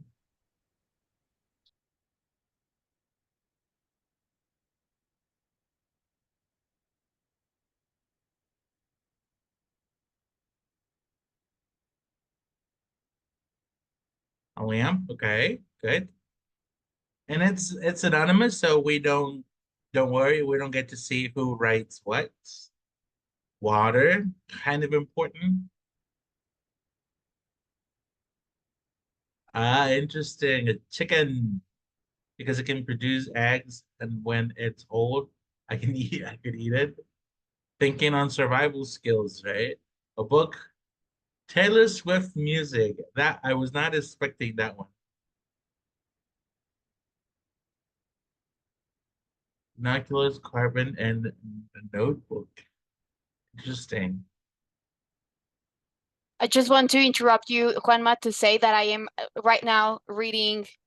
I don't know who wrote Little Women, but I'm reading Mujercitas, Little Women, and I'm just loving it. So was that you, Natalia?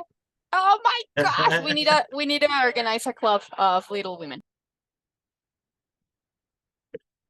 See, we're getting to know things that you probably didn't know before. All right. Is that, I think it's almost everybody. All right. Headphones, because I like to listen to music all the time. All right. Yeah. So in this case, the idea was that something that represents you, right? So you guys, it seems that you are sharing things that you think could be useful, or things that represent who you are. And yeah, awesome. All right. So let's continue with the theme. We're going to do a little bit, a couple of other things with the theme. We're not going to divide it into groups. Let's do this one. So, which one of these do you think will be essential for your survival? For your survival. We have a smartphone charger, canned goods, an oar, the Bible, my significant other, a pair of tweezers, a knife, matches. What do you think?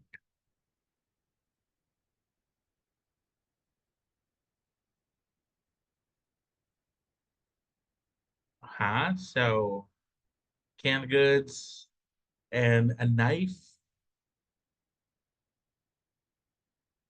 Okay, okay. It's moving.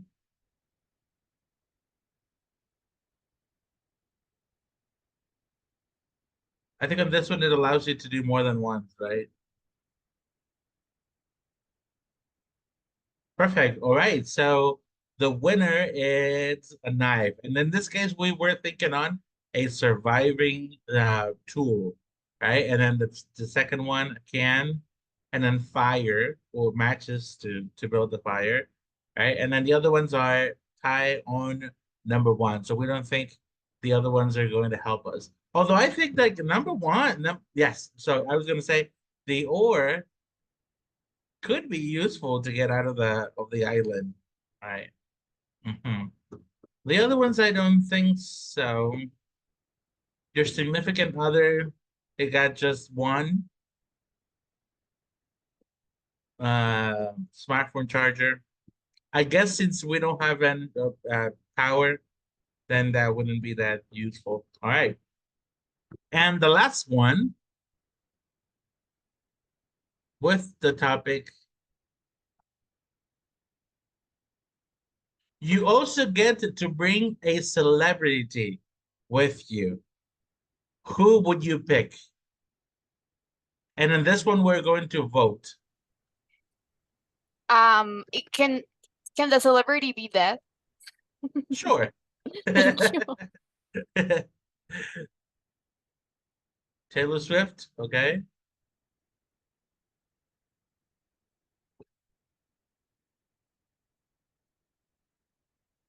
My goodness, you guys are gonna make at least make me feel old if I don't know a lot of these names.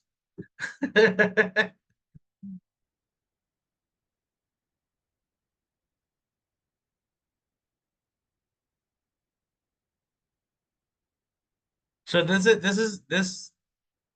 this makes a word cloud, and the bigger the font is the popular it is.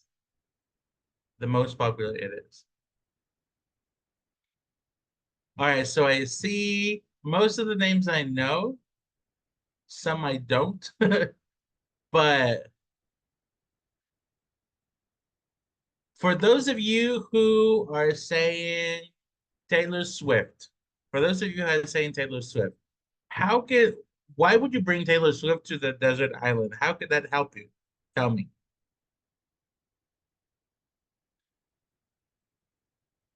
Because it has music to every feeling. So if you're going to be in a desert island, you're going to feel a lot. Okay, yes, okay, that's a good argument. We're going to vote. That's a good argument. Natalia, do you want to share? Yeah, because she might do some concerts for us and we might be happy. Besides, she could write poetry or something for us to read, so it will be very interesting. All right. I like that. Good. Now for the another popular answer was The Rock. So for those of you who share that The Rock will be a good celebrity to bring, can you guys give me one or two ideas on how that might be helpful? I think he may have more survival skills, so that would be useful. That is true. We can use some of those muscles to build something. Okay. Nice. Now, anybody else wants to share why you chose to write one of your, because there's many different names. So maybe would you want to share why you think your celebrity would be a good choice to bring at a desert island?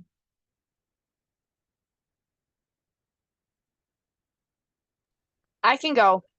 Mhm. I shared Sor Juana Inés de la Cruz just because she was a really wise woman. She was groundbreaking when she was alive, and but I specifically asked you about the people because she was an expert on plants and everything related to nature. So she would be, you know, like a really good asset on surviving in a desert island. So that's why I just and and to encourage you guys to know her her work. Nice. I did not know that she had knowledge on um she was a botanist, maybe? I don't know. Interesting. That knowledge can be handy in these situations. I can see also why Gordon Ramsay.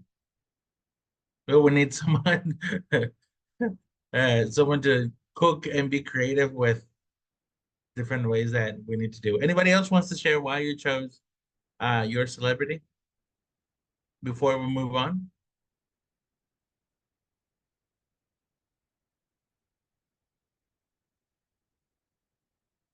Don't be shy. Just participate. Yeah. Marianne, you want to share? No? Or just I already sure. okay. All right. Well, thank you for sharing. I see a lot of people with uh I can kind of see with some of them what skills could be useful. With some of them, it's a little bit difficult for me to see how they can. I mean, other than they sing really cool and doing all those things, Jimmy Fallon will make us laugh, I guess. Right? And the rest of them. So that's pretty cool. Thank you for sharing. Um, all right. Now let's move then into our topic. I just wanted to wake you a little bit before we go to our next thing. All right. So,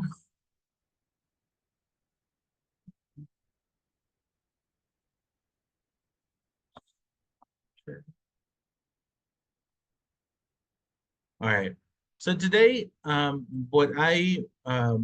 we're going to be talking about is one of our best, or as you may know, Education USA. This we don't. Our main purpose is to provide information. That's what we do. We give information on different things, on different topics, related to admissions to the United States. And man, a lot of times people ask us if we have scholarships. And our go-to answer for that is no, we don't provide scholarships. Scholarships are we do help students to find those scholarships, but specifically, uh, we don't specifically have money to provide for students. And that is true with one exception, which is the Opportunity Funds Program. Um, just by using whatever reaction that you want to use, uh, tell me if you have ever heard about the Opportunity Funds Program before, with whatever reaction.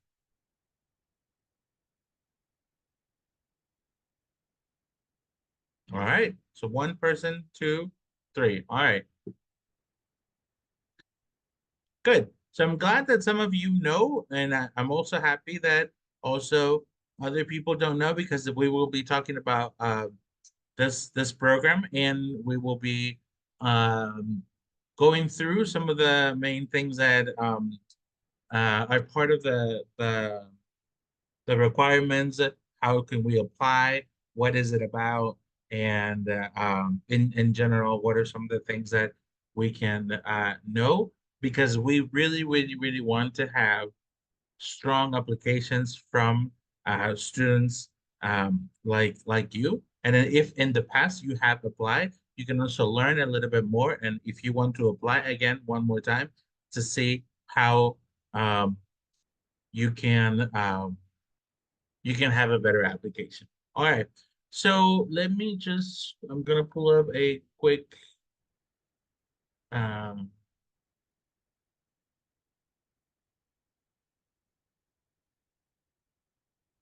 quick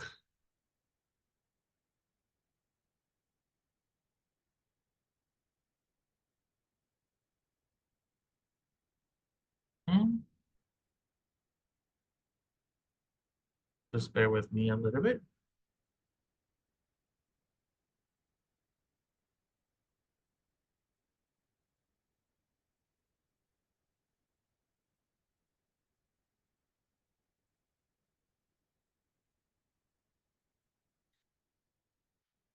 All right.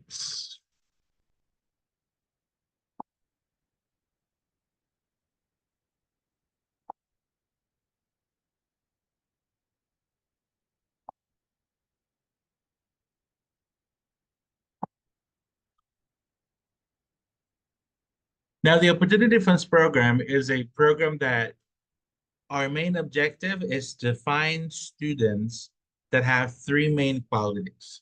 And that's one of the things, one of the main things that we talk about when we present about the Opportunity Funds Program is that we're looking at students that are academically high achieving and that have a good level of English and that are students that qualified as um, needing money or financial support to do the application process.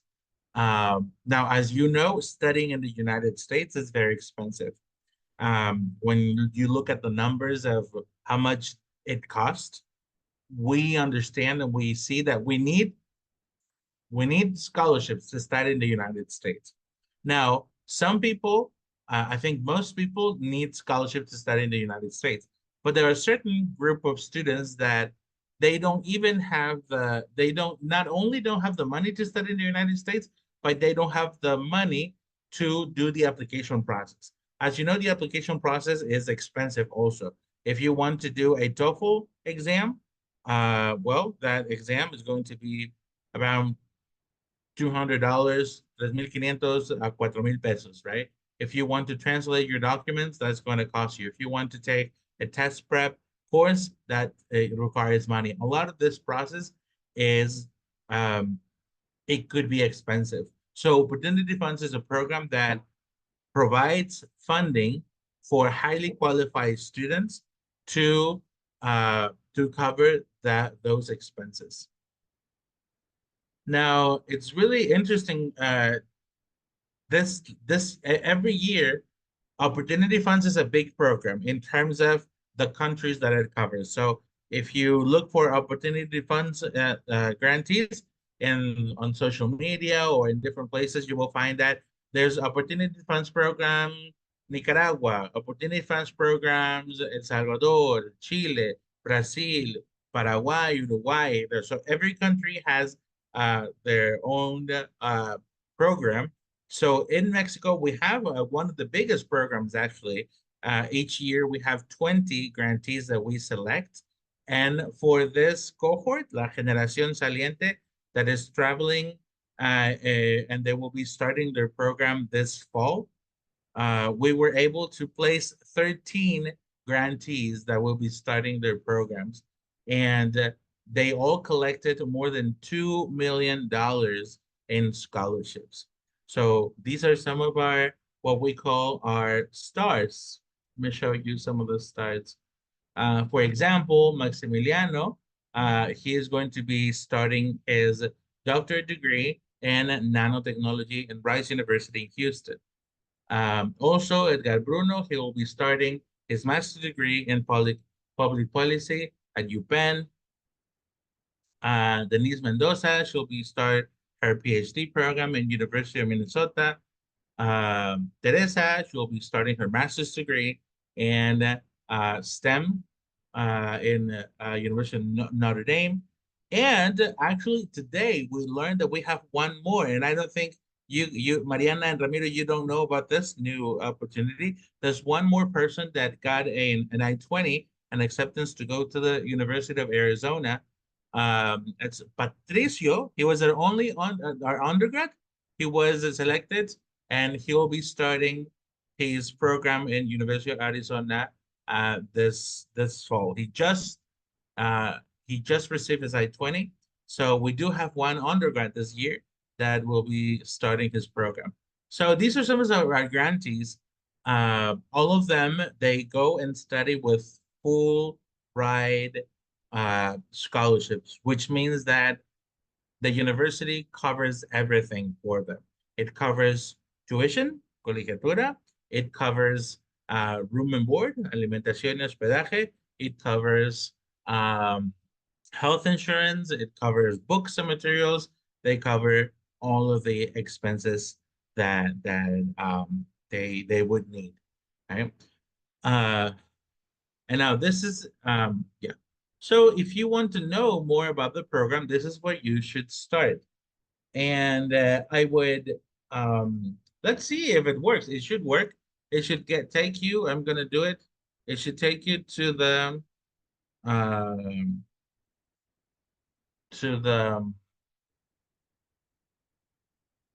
convocatoria. I'm doing that on my phone. Yes, so it takes you to the place where the convocatoria is.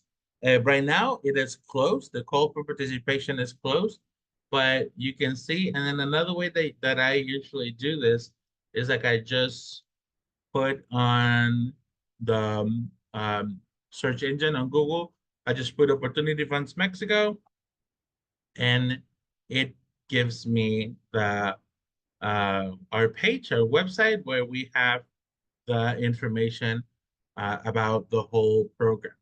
So this part will give you information on what it's a candidate, what is the program, who are we looking for. It will tell you about some of our grantees. Let me show you some of our grantees.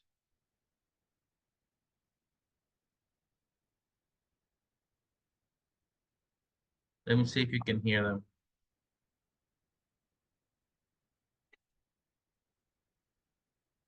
No? Okay. So let me show that again.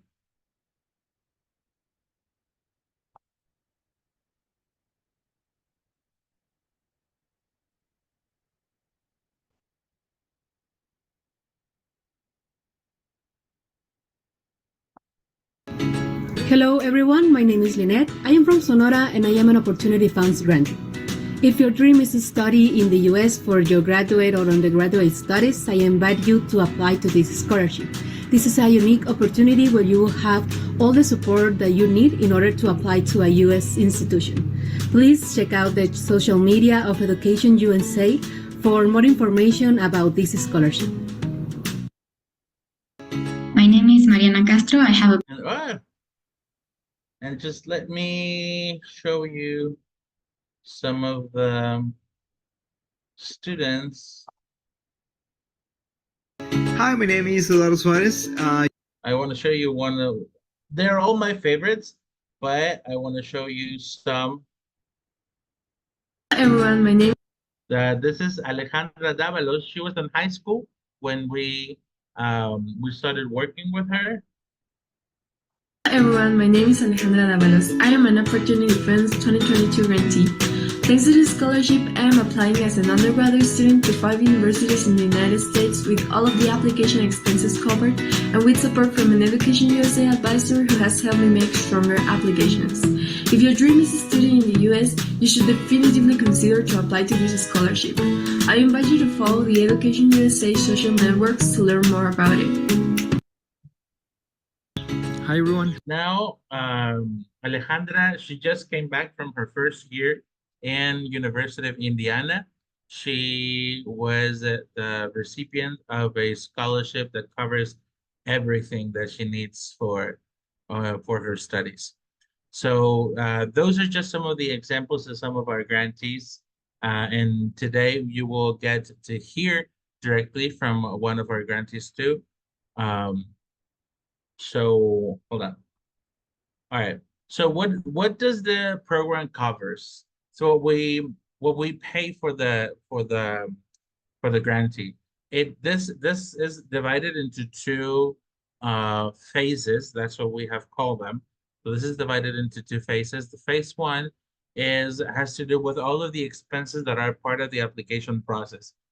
For example, we pay for exams if you are going to take the SAT or if you're going to take the TOEFL exam. We pay for a course for the Magouche course. We pay for all of if there are any translations of documents or certification of documents that need to be done. We pay for those. We pay for the sending of documents to the universities.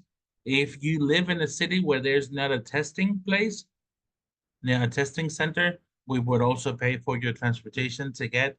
For example, we had in the past a student that lived in Ensenada, and the closest testing center was in Mexicali. So he had to travel, so we paid for his bus ride to get to the testing center. And we pay for up to 5 universities application fees. If the student, or when the student received an acceptance letter, then the student gets the benefits for the phase 2, which is paying some of their fees, the visa fees, one way trip airplane tickets, and some money for the starting of his program. So those are those are the most of the benefits. Sometimes there are a couple of other benefits that we don't have here that depends on the program, but those will be the benefits that you will receive if you are selected as an opportunity fund student. Now we have people from all over the country. For example, this year we have grantees from Oaxaca, some of them are at Mexico City. We have grantees from Nuevo León, from Chihuahua. So they're all over the place. So this is a program that runs virtually. We don't meet in person for the advising.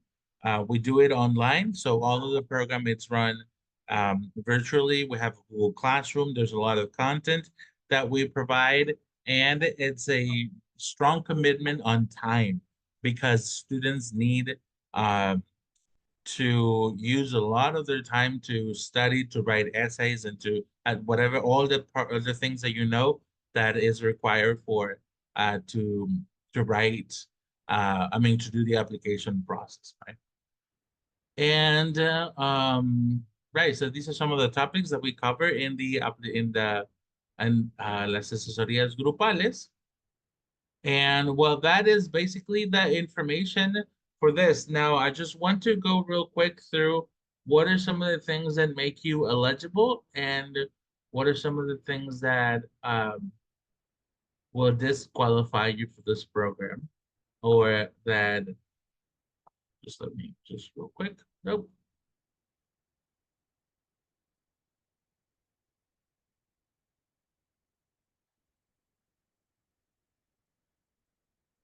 Why do I keep going there?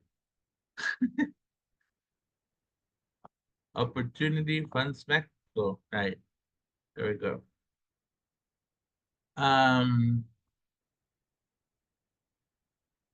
So you need to be a student.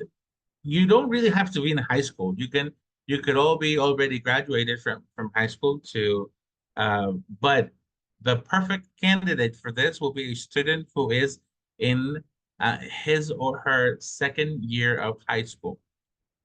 You could be on your last year of high school and you can also apply.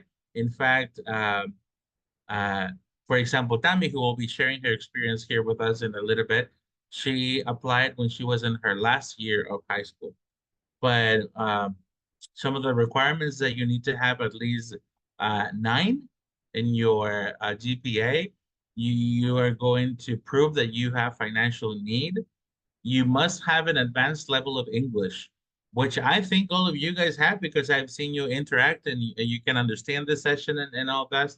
So, but you don't need an exam. If you don't have a TOEFL, you don't have to have a TOEFL to apply for this program. We will provide you with an exam as you continue on the application process, but at least we put here that we need 90 because that's the equivalent that we would need in your knowledge, right? But you don't have to have an exam. And another additional requirements, like I said, this is a very demanding program. So you should be able to invest 10 to 20, 15 to 20 hours in this program. For undergraduate applicants, there needs to be evidence of your participation in extracurricular activities, such as community or social service, leadership, accomplishment, athletics, or artistic activities. For high school students, they need to be currently enrolled in 4th semester of high school. And if you are in your last semester, you should be aware that your participation in this program will require that you take a gap year in high school. Essay and all that. I didn't want to get to this section. It's not here, but all the information you will be able to find here, dates, the process of selecting people. So as you can see, we finished this process of selecting students on May 6th. So we have selected the group that from this year. And yeah, so you can see that it's a long process of selection from the day when the convocatoria closes on February until the day that we notify students on May 6th. You are not eligible for this program if you are a dual citizen from the US and Mexico. That information should be somewhere around here.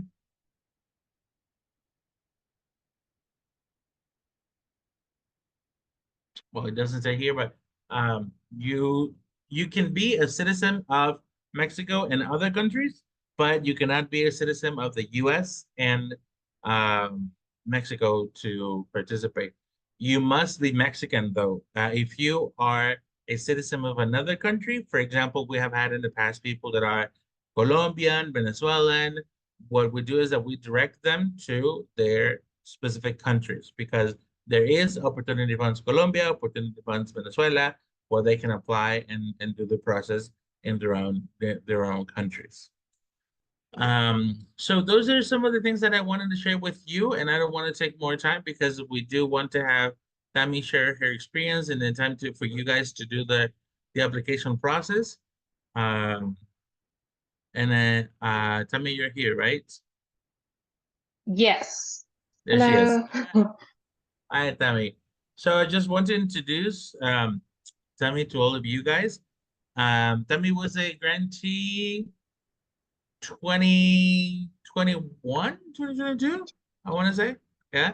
And she was accepted into various programs, but with 2 great options, the University of Mississippi, right? And Yes. Princeton University. And I remember having those conversations of where should I go? Where should I go? What is the best place for me? And at the end, Tammy decided that she wanted to study in Princeton. And right now you just finished your sophomore year, right? Yes. Yeah, and you're going into your 3rd year. And right now, Tammy is doing an internship in Pachuca, Hidalgo. mistaken, Yeah. right? And Hidalgo, and for the summer, and then she'll be doing many things she will tell us about during the summer before she starts her 3rd year and back in Princeton. So Tammy, welcome. Thank you so much for taking the time to do this this session. Well, basically, I went through the program. I told our audience here what the Education USA Opportunity Funds Program is, what we're looking for.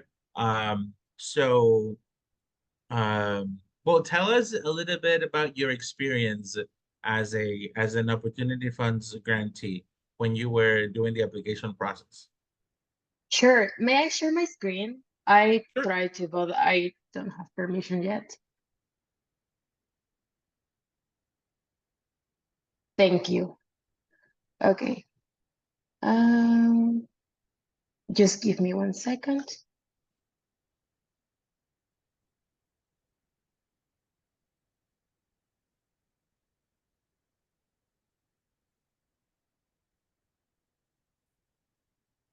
And I saw, excuse me, Tammy, just for yes. interrupting you. I saw someone yawning, like, oh, we know that you are, and we are also tired, but Tammy and Juanma are the top of the top presenters ever. So get ready for the best presentation you'll have for this bootcamp. Okay. Thank you so much. Well, as Juan already said, I am an Opportunity Funds grantee from 2021-2022. That means that I applied to the Opportunity Fund Scholarship on 2021. And then during 1 year, they gave me advising and also support to complete my application process to US colleges and universities. So a little bit about me is that I am originally from Oaxaca, Mexico. I went to public high schools, so that means that I did not have an IB program. My school did not have classes for APs, or like they didn't even know about standardized testing or the different English tests that I needed to complete. My high school was just public. My educational advisor at my high school only knew how to accompany students in the process of applying to state universities. So like the Public University of Oaxaca and such, he didn't really know much about how to help me even to apply to national colleges. So all of the advising process for applying to US colleges was granted by the Opportunity Funds Program and Education USA advisors.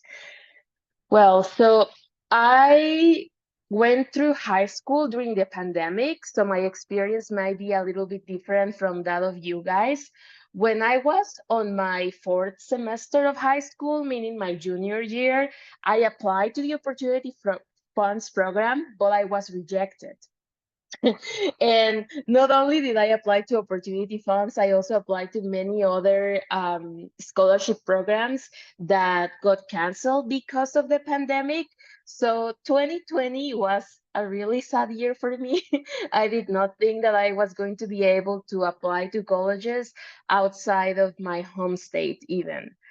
But fortunately, the Opportunity Funds program allowed me to reapply the next year. So I applied once again when I was starting my sixth semester of high school. So I was just about to finish.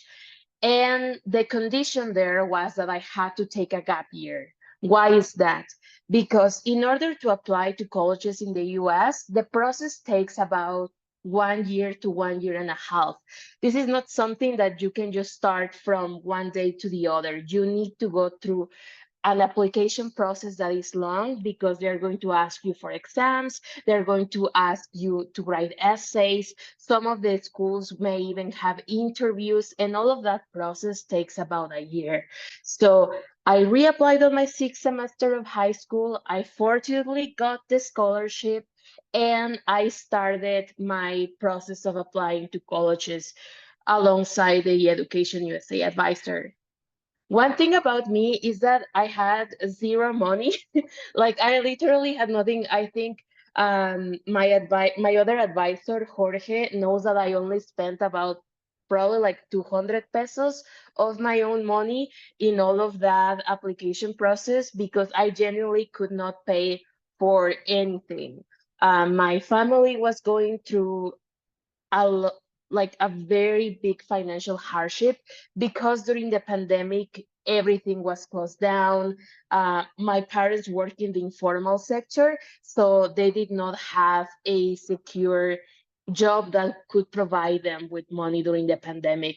So it was really, really hard for me during that time, but fortunately I didn't need to pay for basically anything of my applications process because everything was covered by Education USA, and I also got lots of fee waivers. One thing about me is that even though the Opportunity Funds program only covers the costs of applying to 5 US colleges, you can also ask the colleges and universities to provide you with fee waivers, which is basically asking them not to charge you in order to apply. to admissions for them. So I did that, and I ended up applying to 20 different colleges and universities and about 4 different merit scholarship programs. Education USA covered the full cost of 5 colleges, but then because I had access to all of the translations of my official documents and so on, I could apply to other colleges just with the fee waivers. So that's how I managed to apply to 20 institutions. That is not necessarily something that I would suggest for you guys to do. It's very time consuming, and also take into consideration that I was taking a gap year. So I did have more time in comparison to the rest of my peers who were still studying high school. So I think that the suggestion is to apply to like 8 to 12 different colleges. Is that right, Juanma? Yes, okay, yeah. So that's a suggestion. That doesn't mean that you can only apply to 20 max, but just know that it takes a lot of time. And I don't think that I would have been able to do so if I hadn't been taking a gap year. So moving forward, I was doing a little bit of everything during that year because my profile did not necessarily match the profile of the students that I got to know who had gotten accepted into other colleges and universities. For a little bit of context, I was not applying to a STEM major. I was originally applying to economics or finance. And when I was during this process of applying to US colleges, I got to meet virtually many Mexican students who had gotten into colleges with a very good or significant financial aid. And one thing that I saw that a lot of them had in common was STEM-oriented profiles, and also a lot of international awards or even national awards in academic competitions and such. And I did not have that. I was not like the gold medalist of the physics Mexican Olympiad or anything like that, but I did have a lot of involvement within my own community. I started joining nonprofit organizations and youth-related organizations, and did a lot of virtual projects during the pandemic. For example, I conducted a series of online interviews with the people who host the academic Olympiads on a national level in Mexico.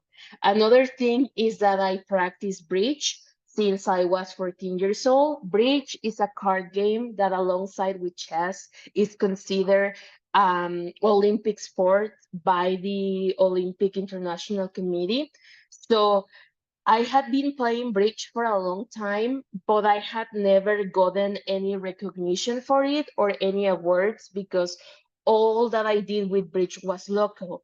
However, I found out that the North American Bridge League gave an award to a graduating high school senior who did a lot of work promoting bridge within youth. So that is something that I had already been doing since I was 14 years old. I applied to this award, and I was awarded the recognition and also small scholarship for college. It was probably like 2,000 US dollars.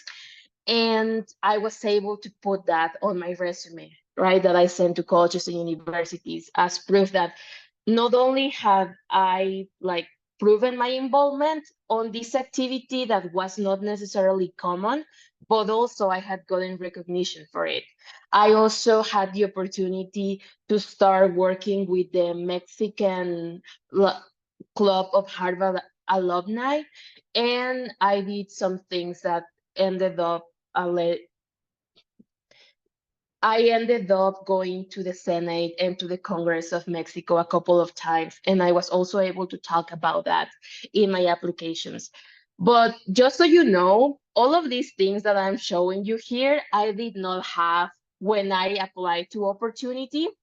I applied to opportunity just with the involvement, but not necessarily the recognition. And while I was an opportunity funds grantee during that year, I saw that I kind of needed to improve my profile during that year. I could not just have it frozen because the programs that I was applying to were really, really competitive.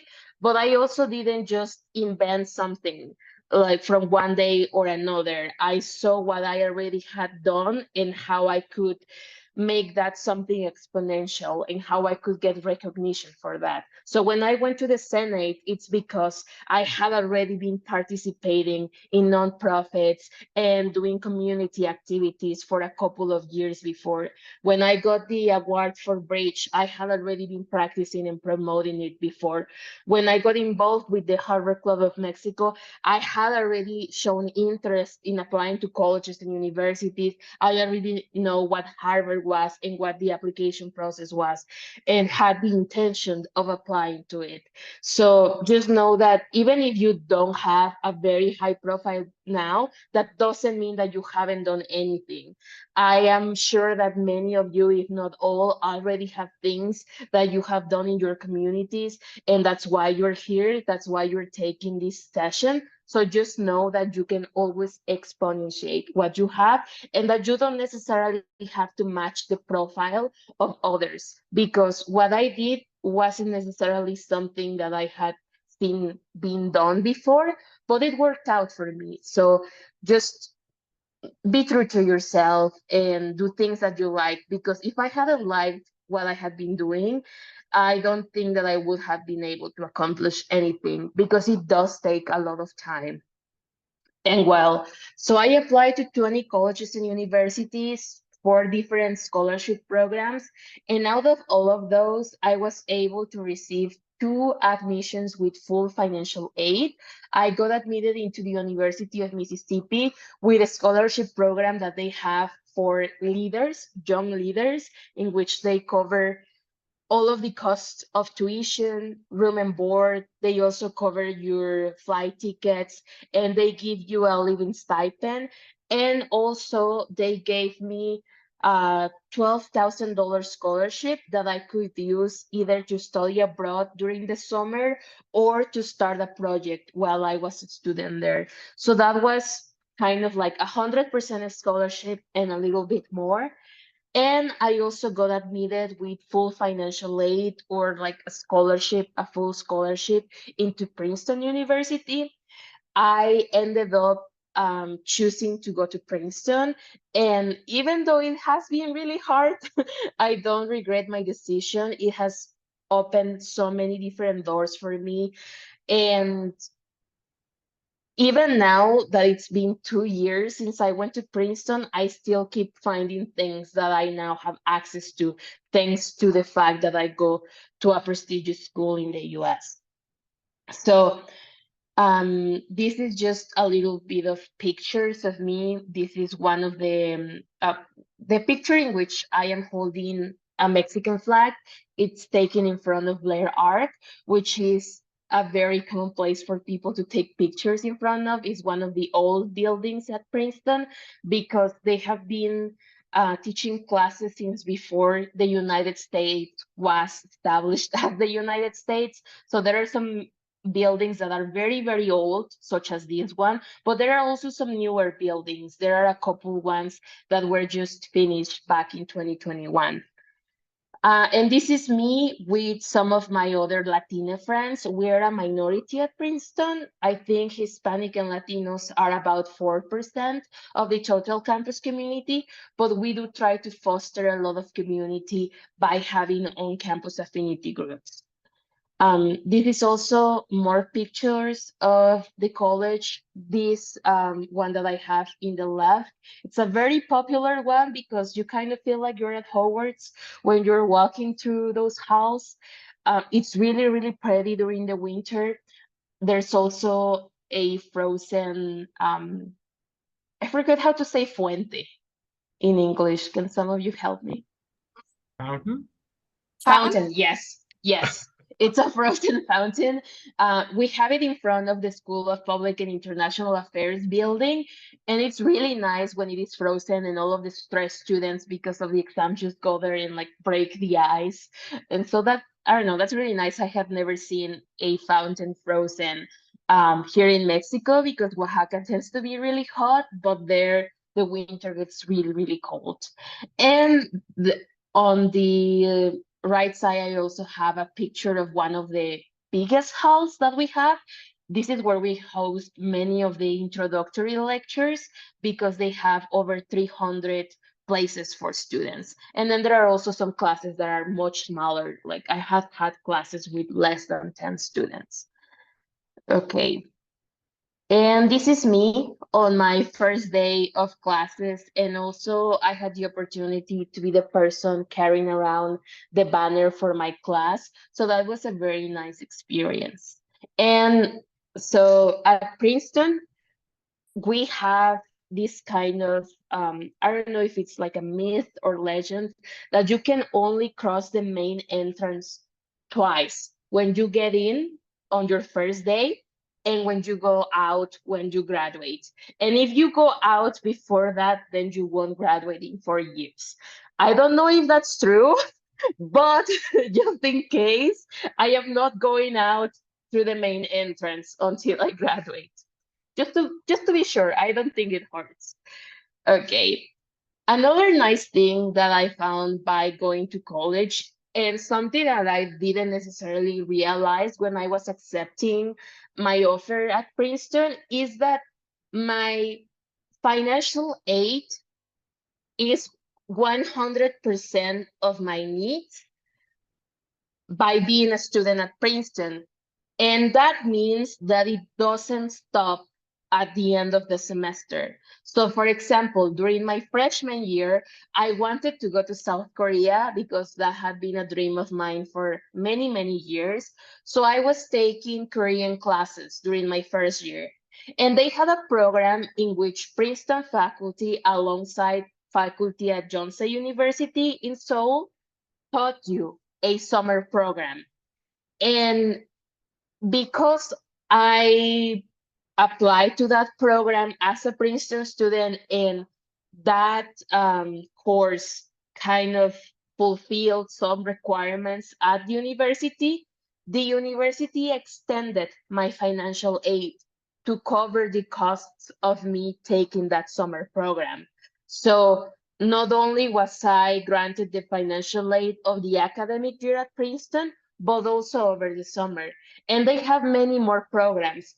That one that I took last year was for academics, but they also have programs for doing community service, such as the one that I am doing right now in Hidalgo. The motto of Princeton is in the service of the nation and in the service of the world, or in the service of humanity. So they try to foster community service on their students a lot. And they have specific funds that they grant to students so that they can go abroad or within the United States over the summer to do community service. So you go to a nonprofit, but the nonprofit is not paying you. Princeton pays for you to go and do service at the nonprofit. And they also have other funds that you can use over the summer to start your own projects. I was very surprised to see another like Mexican American student who started a project in Michoacan. So he went to his family's town in Michoacan, and he started a community project so that they could have a football and a music program for children in the community. And Princeton paid for all of it. So that was something that I was not expecting. That is not very common. Not every college and university is going to grant you that, but I have seen many of the other Ivy League students have access to similar programs in their colleges. So that was very nice. I got to visit South Korea for free, so I am very happy about that. And also, I joined some clubs at my university. One of them is the debate club. And fortunately, I do not have to pay for anything while being in the debate club. The debate club at Princeton has its own funds. So I was able to go to Canada, to Vietnam. Many of my peers have gone multiple times to Oxford and Cambridge to compete in debate competitions. And when I speak with other college students, their teams don't necessarily have access to the same funds. So, for example, when I go to tournaments at other colleges in the US, we usually always have a hotel in which we can stay, but other teams have to spend the night at the campus college because they cannot afford to pay for hotel rooms, which is not bad, but it's just like a show of all of the wealth that I was not expecting to see at Princeton. They have paid for absolutely everything, while I have seen other of my peers in different colleges not having access to the same opportunities. Last year, during spring break, I was able to go and visit Washington, D.C. for the first time, and it was also all covered by the university. So the financial aid doesn't stop when you receive your award letter. You can also access to other kinds of aid while being a student. And well, that's about it for me. If you have any questions, I'm very, very happy to answer. Thank you so much, Tammy, for that inspiring story, life story. And as an opportunity funds alumna, I am totally your fan, really. Like, we are so happy and so lucky to have you as an opportunity funds grantee. Well, ex-grantee, an alumna. But yeah, this is the time for you guys to ask Tammy and Juanma questions about the Opportunity Funds program, about life at Princeton or life in the US in general, how campus life is. So yeah, go ahead. Who wants to go first?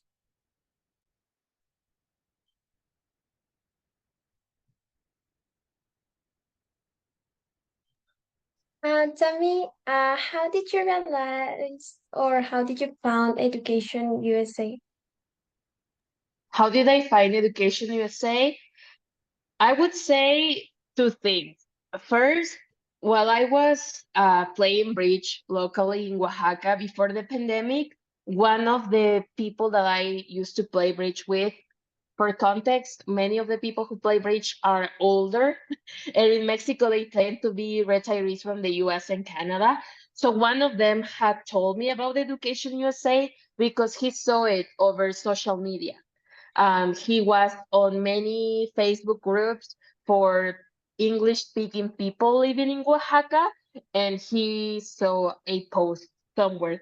And the second thing is that one of my friends from high school had won a scholarship program from the US Embassy that is called Jóvenes en Acción.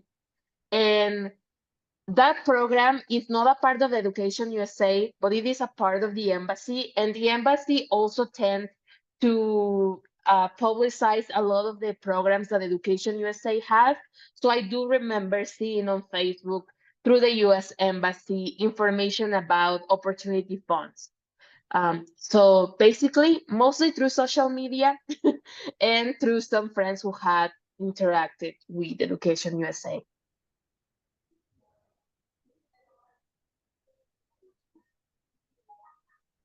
I don't know who's next. Donella, can you go? We can go over Marianne. Okay. Okay, so my question is, how did you know you wanted to go to Princeton instead of the other one that also accepted you? That's a very good question. That took a lot of time and a lot of talks with Juanma. I don't know if he remembers, but when I had gotten accepted into Princeton and into the University of Mississippi, Juanma was very anti-Ivy League. He had just he had just read a book that was just all the Ivy Leagues are fake, and I don't know. I don't even remember what the context of the book were. He can tell you more about them. But by that time, I have already gotten involved with the Mexican Club of Harvard Alumni, the Harvard Club of Mexico. And when I was given these two choices, I also spoke with some of the people from the club, and they told me that the opportunities that the prestige of the university could grant me could not compare to any other instant economic benefits that I could see at Ole Miss. So I ended up taking the advice of the people for the Harvard Club, and I do not regret that, because it is true that unfortunately, in the world that we live in, saying that you go to a US college and institution is already a very good thing on your resume, especially if you want to come back to Mexico. But if on top of that, you said that you went to a very prestigious school, that does open many doors for you. But if Juanma wants to share why he was very anti-Ivy League, that would be nice to hear. Well, I think in the previous session with Julian, you guys got to hear a little bit of from the perspective of a Yale admissions officer, and one of the reasons that I was sharing with Demi back then, it was like it is a system. I remember that Julian said it is a system that they have built, and they are. I remember the word that he used because it looks like Spanish, culpable, right? They build that. I don't know how to say this without saying it wrong, but there's a lot many things that you can consider in an institution when you are choosing a university, besides the how famous it is or the prestige the university has. Now, because of the way we work as humans, as international students, we tend to just focus on those things and not see other elements that might be important to us. And that's why I think as a program in Education USA, we make a big emphasis on how you need to see other things, have a broader picture of the universities instead of just saying this is a famous university because everybody wants to go to that university. So back then with Demi, what we were trying to do, what I was trying to do is look for the other things. Don't just be like sparked, right? Sparklet and blinded by the shiny that it could be, but think deeper, go deeper into the other reasons that you have. And that was the exercise that was done, is like thinking into your future, thinking on the profile that you want to build and the extent that you want your education to have when you come back. What is the university? What is the program that is going to give you the skills and what you need for what you want to build? And at the end, after those deeper questions, the answer was Princeton for Dami, right? But considering those deeper thoughts, not just because any other shallower reasons, but thinking really according to my professional purpose, with my academic purpose, what is the best school, right? And I just wanted to make sure that the reason for choosing universities were the strong and better reasons for Dami's profile and future path. It was a very political answer. And something that I do want to add to that is that it is true that despite the prestige that any university may have, there are some that might better fit your needs. In my case, I was only accepted into these two colleges, so my choice was a little bit easier to make. But I have had friends who have been accepted into many different elite institutions, and so they have to think a little bit deeper about what they want to do. For example, something unique at Princeton that I was very lucky to be a part of is the program that they have for first generation low income students. I am not a first generation student, which means that fortunately my parents were able to go and get a bachelor's degree education, but I am a very low income student. So I do fit into the categorization that they do. And so at Princeton, they have a program specifically designed to accompany those students who have this similar background. So instead of starting college alongside all of my classmates, I started college 2 months before during summer with a cohort of 60 different students who all were on full financial aid. So they had a specific program for students who did not come from elite high schools, who did not have a very strong background that would have prepared them for the academic rigor at Princeton. And that is something that I wouldn't have been able to find at, let's say, Harvard. Dartmouth has started their own program for first-generation low-income students based on the program that has already been established at Princeton. So those are the small things that if you come up to making that decision, make a huge difference on your college experience. Fortunately, I had access to that program like since the beginning of my college career, but I do have some friends who are first generation low income students at other elite institutions that have had a really hard time because they did not have access to a similar program when they were starting college or even during their time at college. So yes, it is important to consider what are your needs and which institution can cover them best. So we can go with, I don't know who raised their hand first, Marianne or Sophia? Who was it? You remember? I think it was Sophia. Okay, go ahead, Sophia. Thank you, Marianne. Yes, well, my question is for Tammy, and actually are three questions. The first one is, how did you learn English? The second one is, how different was the English you learned to the English maybe you heard as soon as you arrived to Princeton or the United States? And my third question is, do you recommend us to use an advanced vocabulary or an advanced English for the essays? Thank you very much for your question, Sophia. So how did I learn English? I learned English because I was granted a scholarship at a language institution that was near my high school. So thanks to that scholarship, I was able to study English at an institution that was not part of my public education system. I think that unfortunately, if I hadn't taken classes outside of school, I would have never gotten an advanced level of English. That's just the truth. Like many of my peers who went to the same high school and junior high school as I did, do not have a good level of English nowadays. So I was able to learn English that way. I took classes for about a year and a half.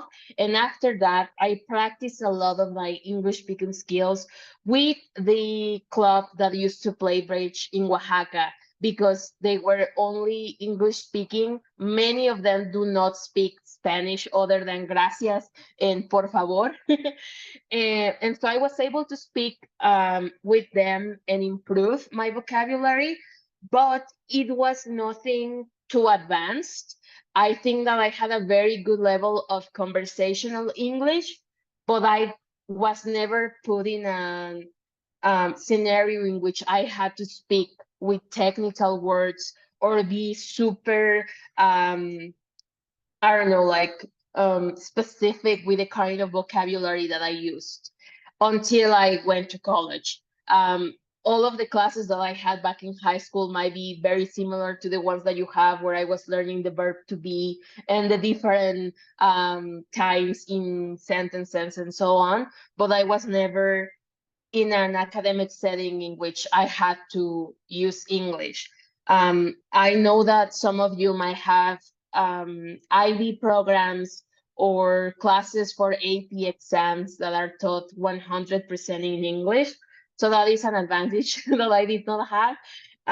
So when I went to Princeton for the first time, I had a hard time in my classes, especially like at the very beginning during my first year. I remember I had a welcoming session alongside my peers who were also on full financial aid.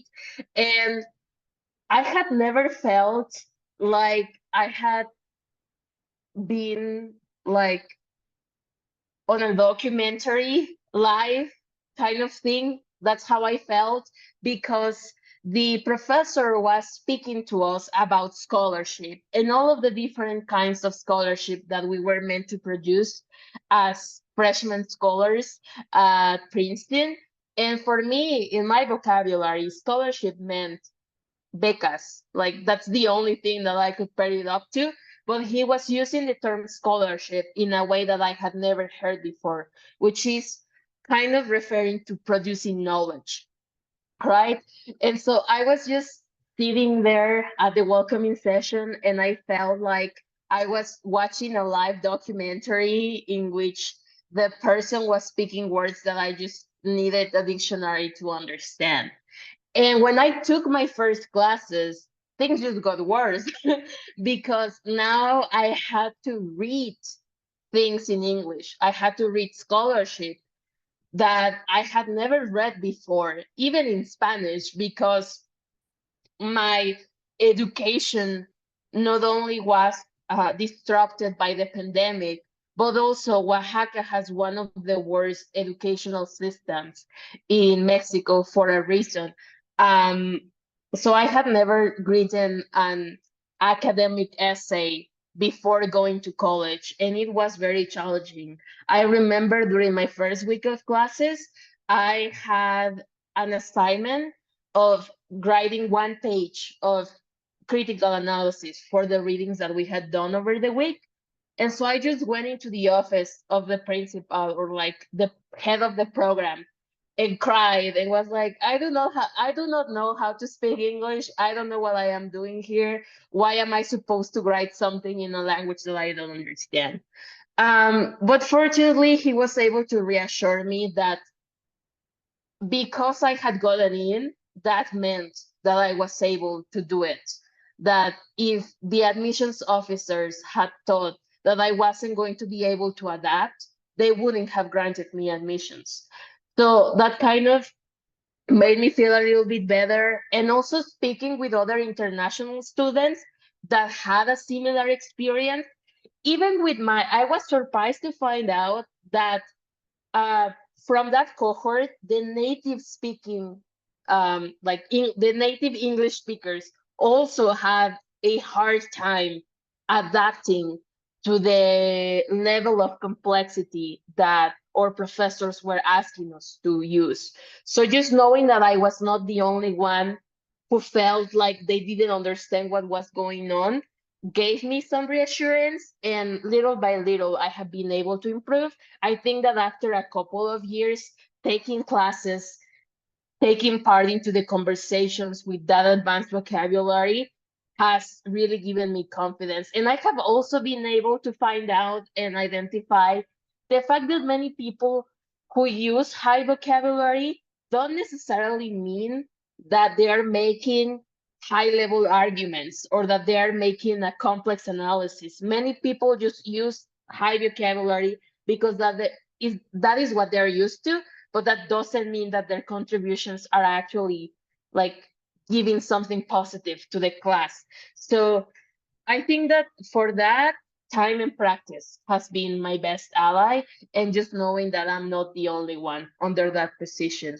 And as for the essays, I suppose that you're talking about your admissions essays. And if that is the case, I would say you do not have to worry about using very complex vocabulary, because at the end of the day, those essays are supposed to talk about yourself. And if you yourself use very complex vocabulary, then go ahead, because you are giving the admissions officers a reflection of yourself. But if that is not something that you do and that is not a part of you right now, do not stress about using that. Just stress about giving the most authentic story. Thank you. Thank you, Tammy. You're welcome. Marianne, go ahead, please.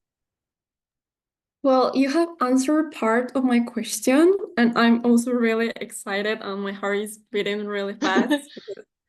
Well, I'm also come from Oaxaca, and I am used to like watch to other students or watch their education, and sometimes I feel like little, but I try to focus on me, on what I have, and what I can do to achieve the things I really want, not the things the others want.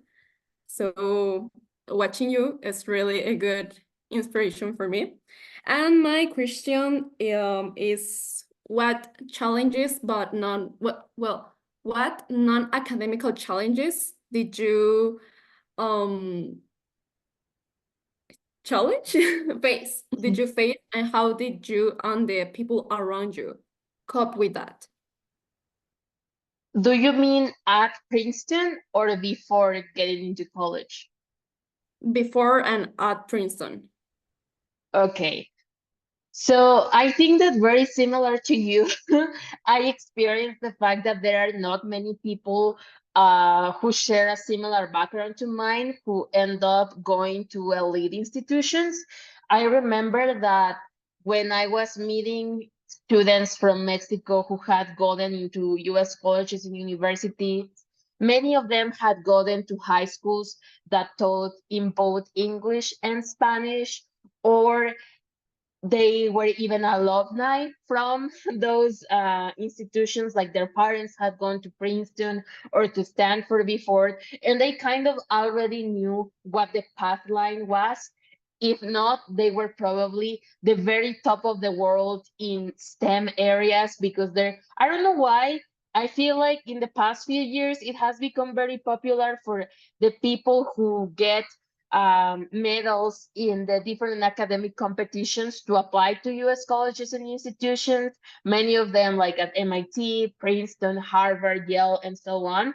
And I did not have any of that. Like, for context, my English teachers in my school, like my public schools, many of them did not speak English. I remember that my high school math teacher could not even do basic math operations. And that just comes from a problem that we have in the state of Oaxaca, in which many teachers are able to purchase or inherit their jobs. And that is just something that screwed over not only my education, but the education of many other students who go to these public institutions. So I do remember comparing myself in that sense and asking myself if what I had would be enough, because at the end of the day, all that I could do is the best with what I had, right?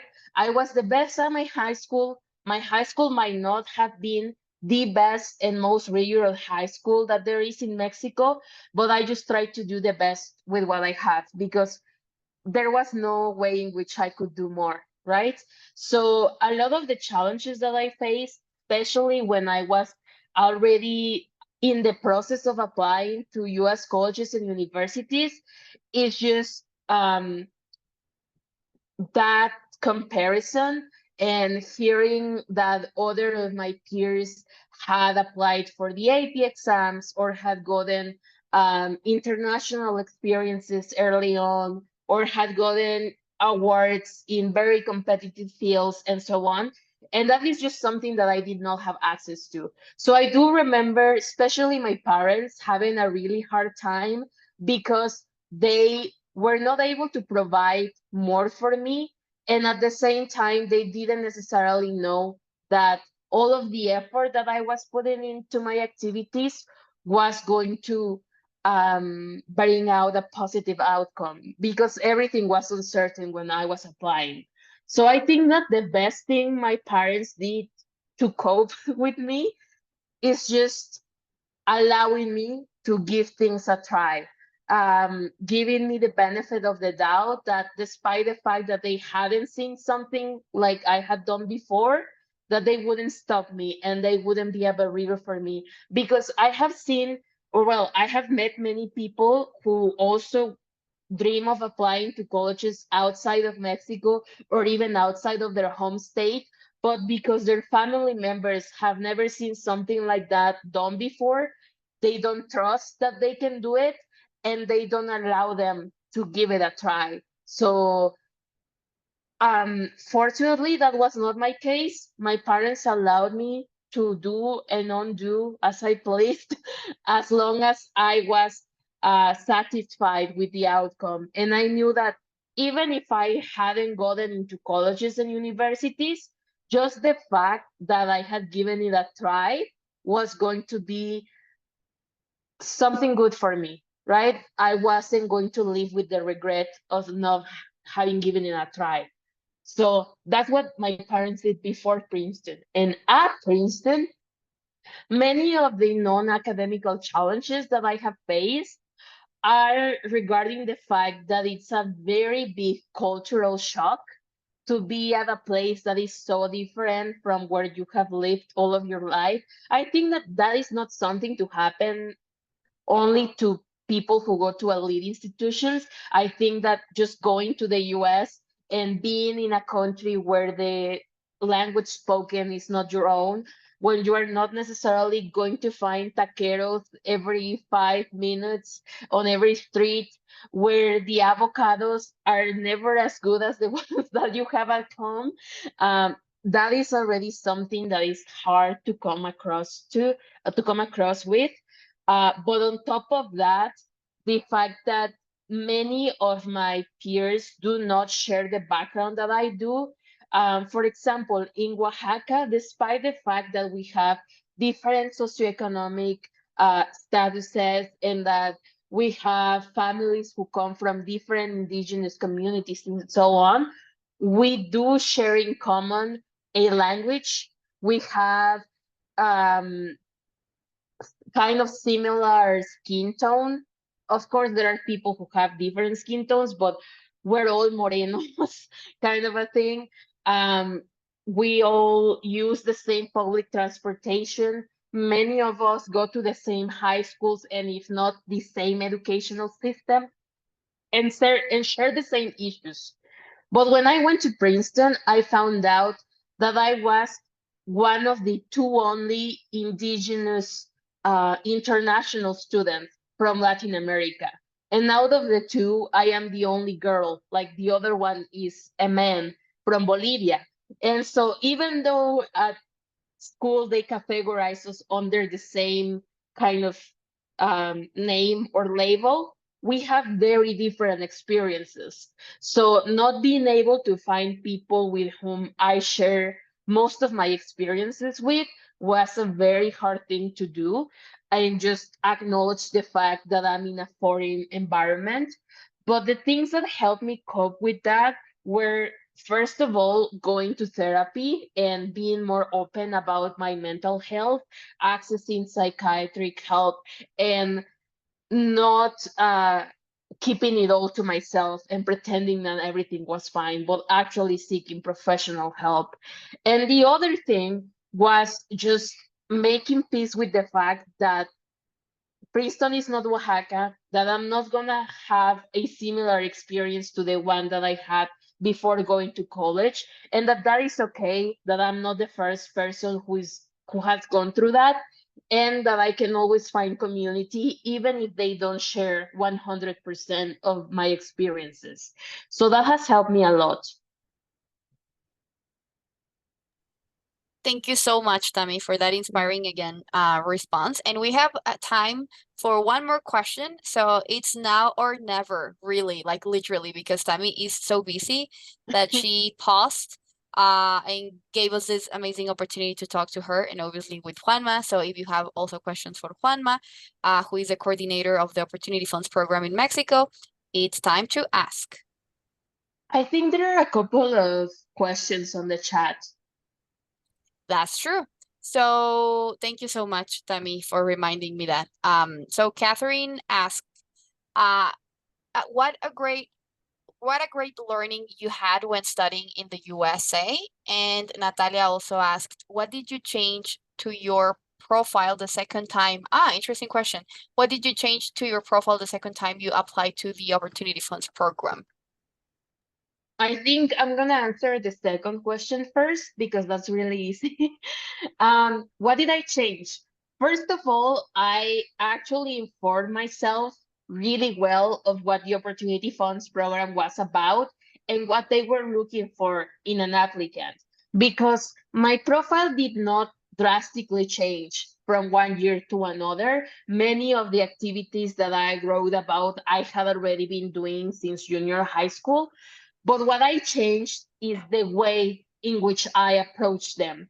Something that I encounter while applying not only to opportunity but to other programs is that, at least for things in Mexico, we're very used to just copy pasting our resume onto our essays. And that is usually something that programs ask for, right? Just like tell us and list all of your accomplishments on an essay.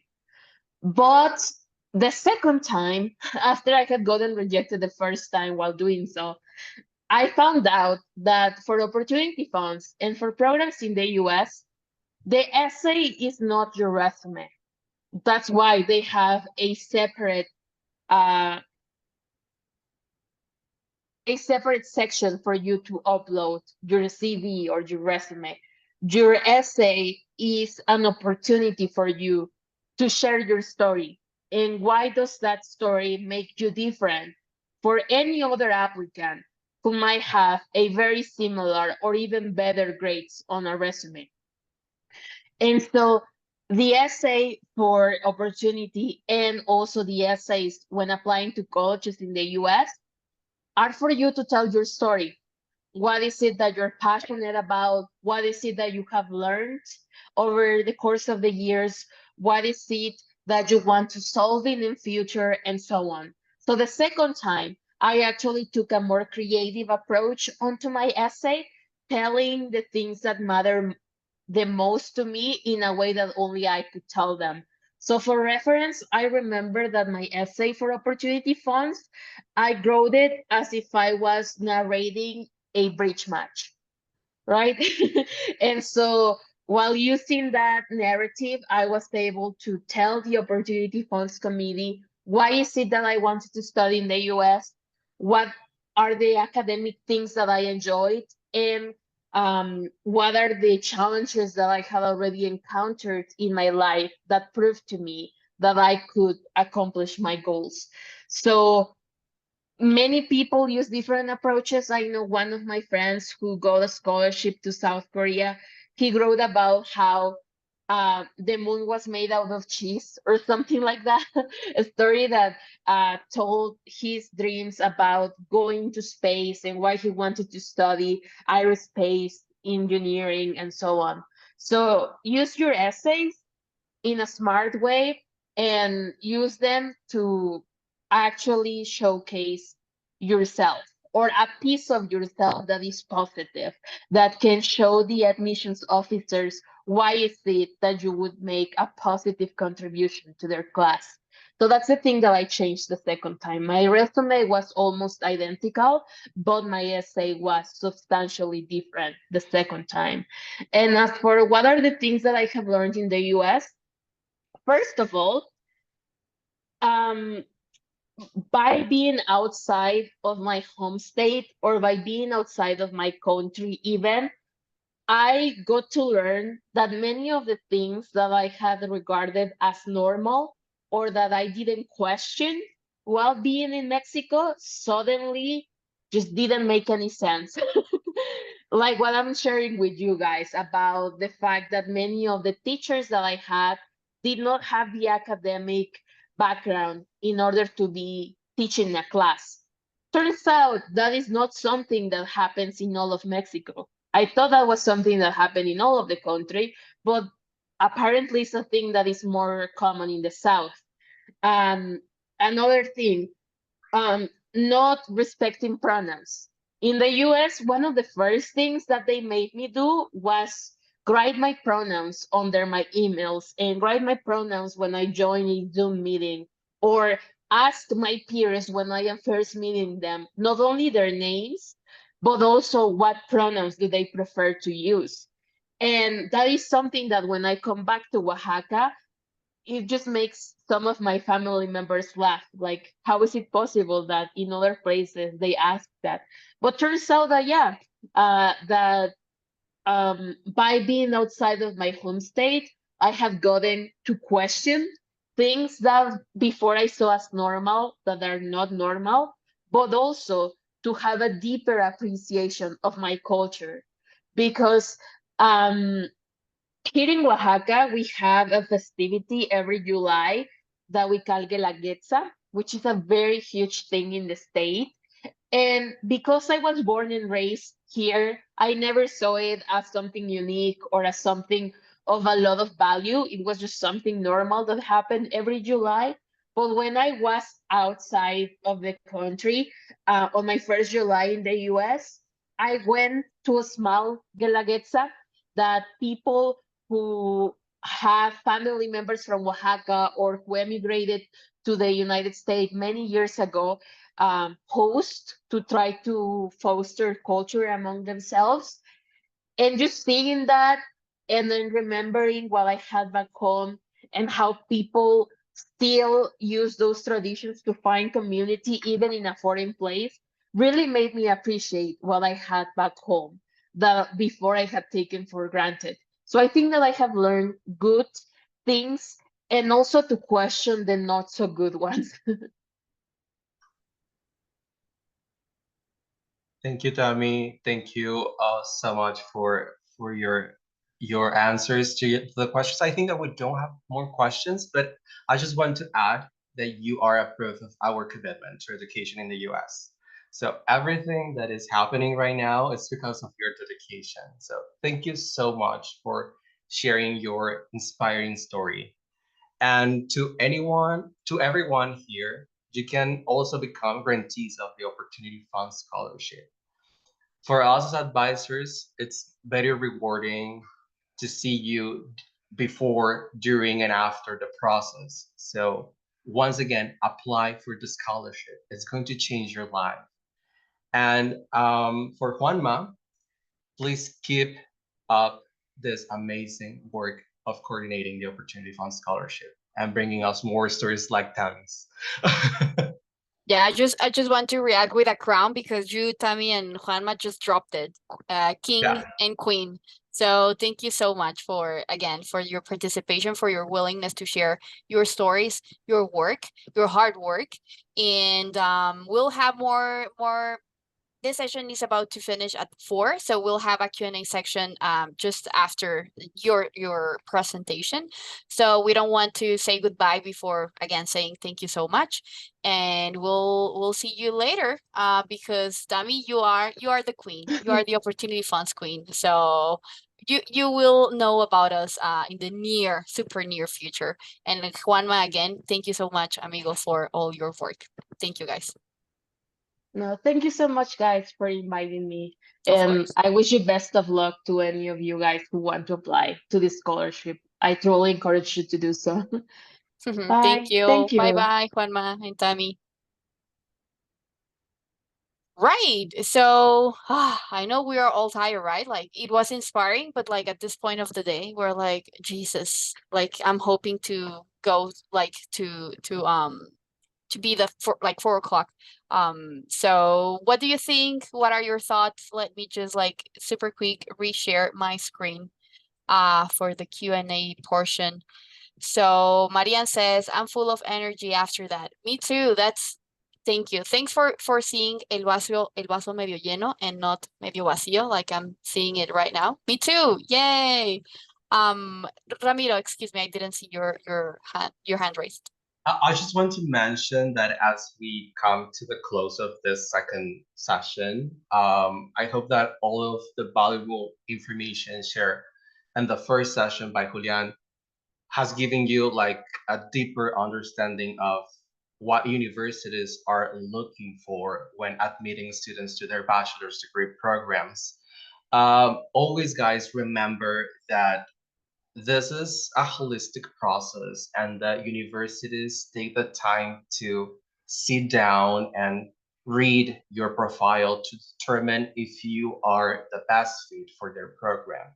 So I recommend you to go to the Google Classroom, participate, do your research and homework, of course, and ask us directly how can we help in this process, or if you know already the advisor of your estate, please schedule a meeting with them.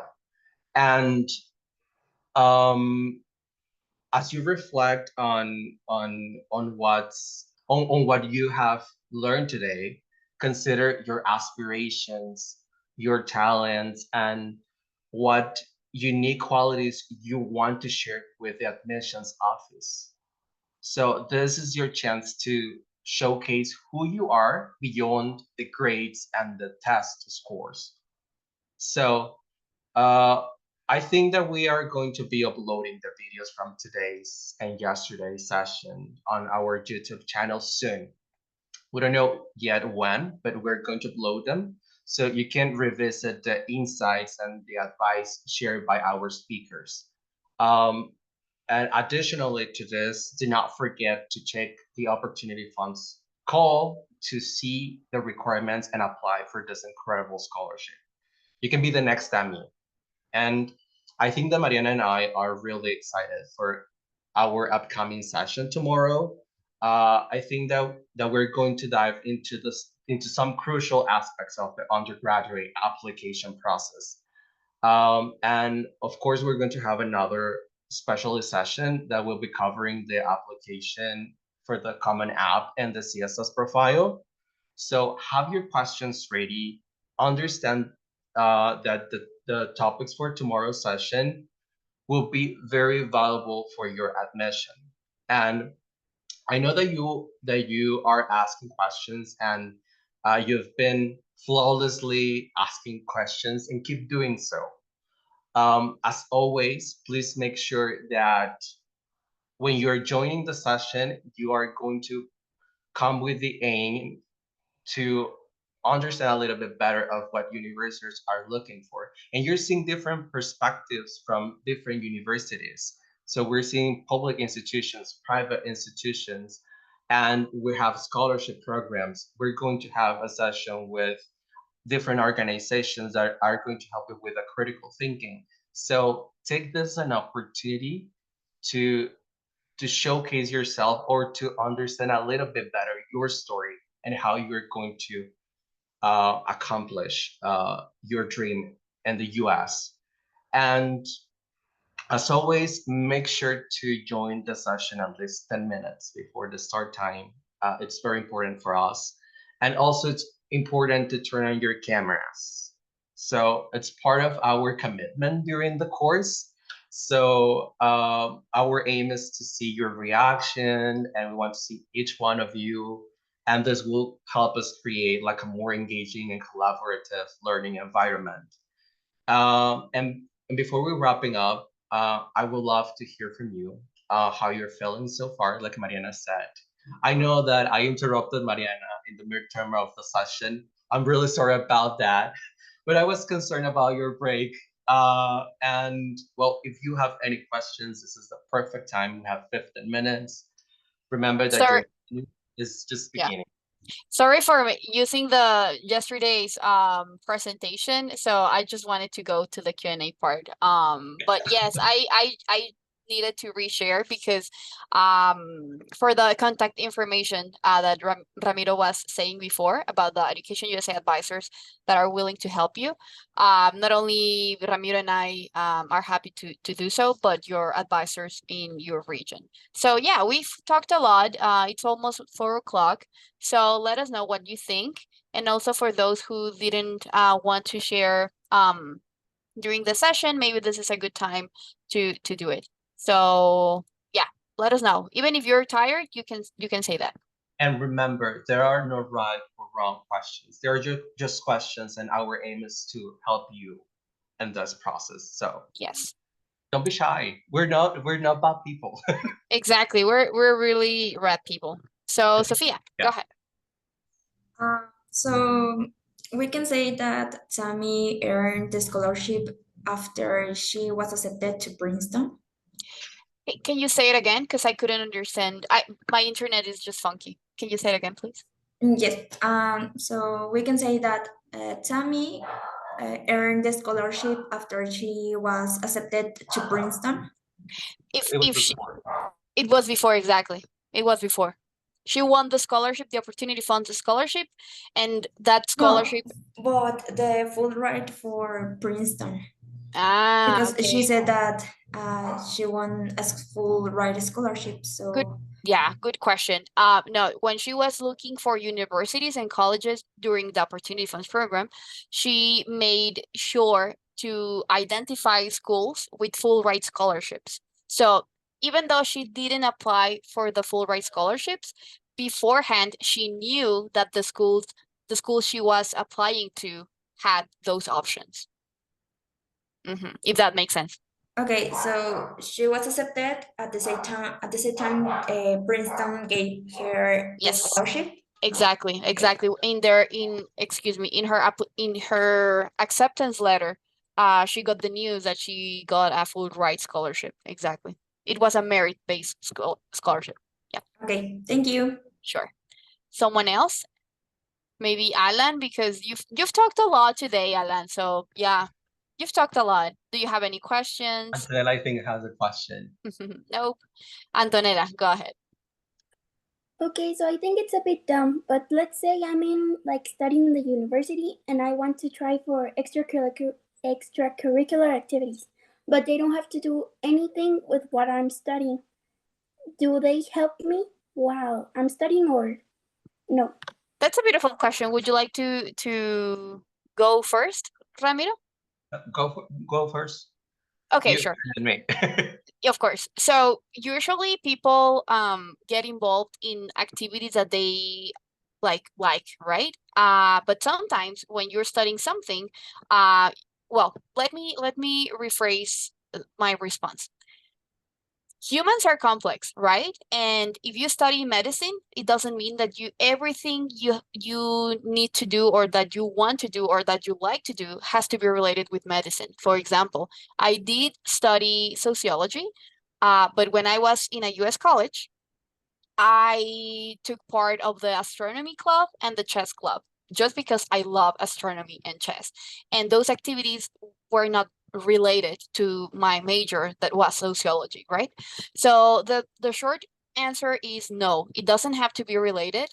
But the long answer is no again, because you're a complex human and you don't have to see extracurricular activities just in a materialistic or like in a utilitarian way, that you have to spend your time doing something related to what you study just because it's gonna help you with your CV or in the future. My honest advice is do what you love. Like Tammy, right? Like she loves bridge, the game. So she took advantage of that passion and made it play in her favor. If that makes sense. Do you want to add something else, Ramiro, to the response? You were crystal clear with the answer. Thank you. So Sara was first and then Marian. Yeah, so I have a question about specifically, well, in my school, they offer three types of programs, and one of them is the IB program, but I'm not taking it because at the time that we were enrolling into that program, I couldn't afford it since it was more expensive, right, than the other two programs. So do you think that if my high school offers it, but I was not able to take it, would that affect my or disadvantage my application?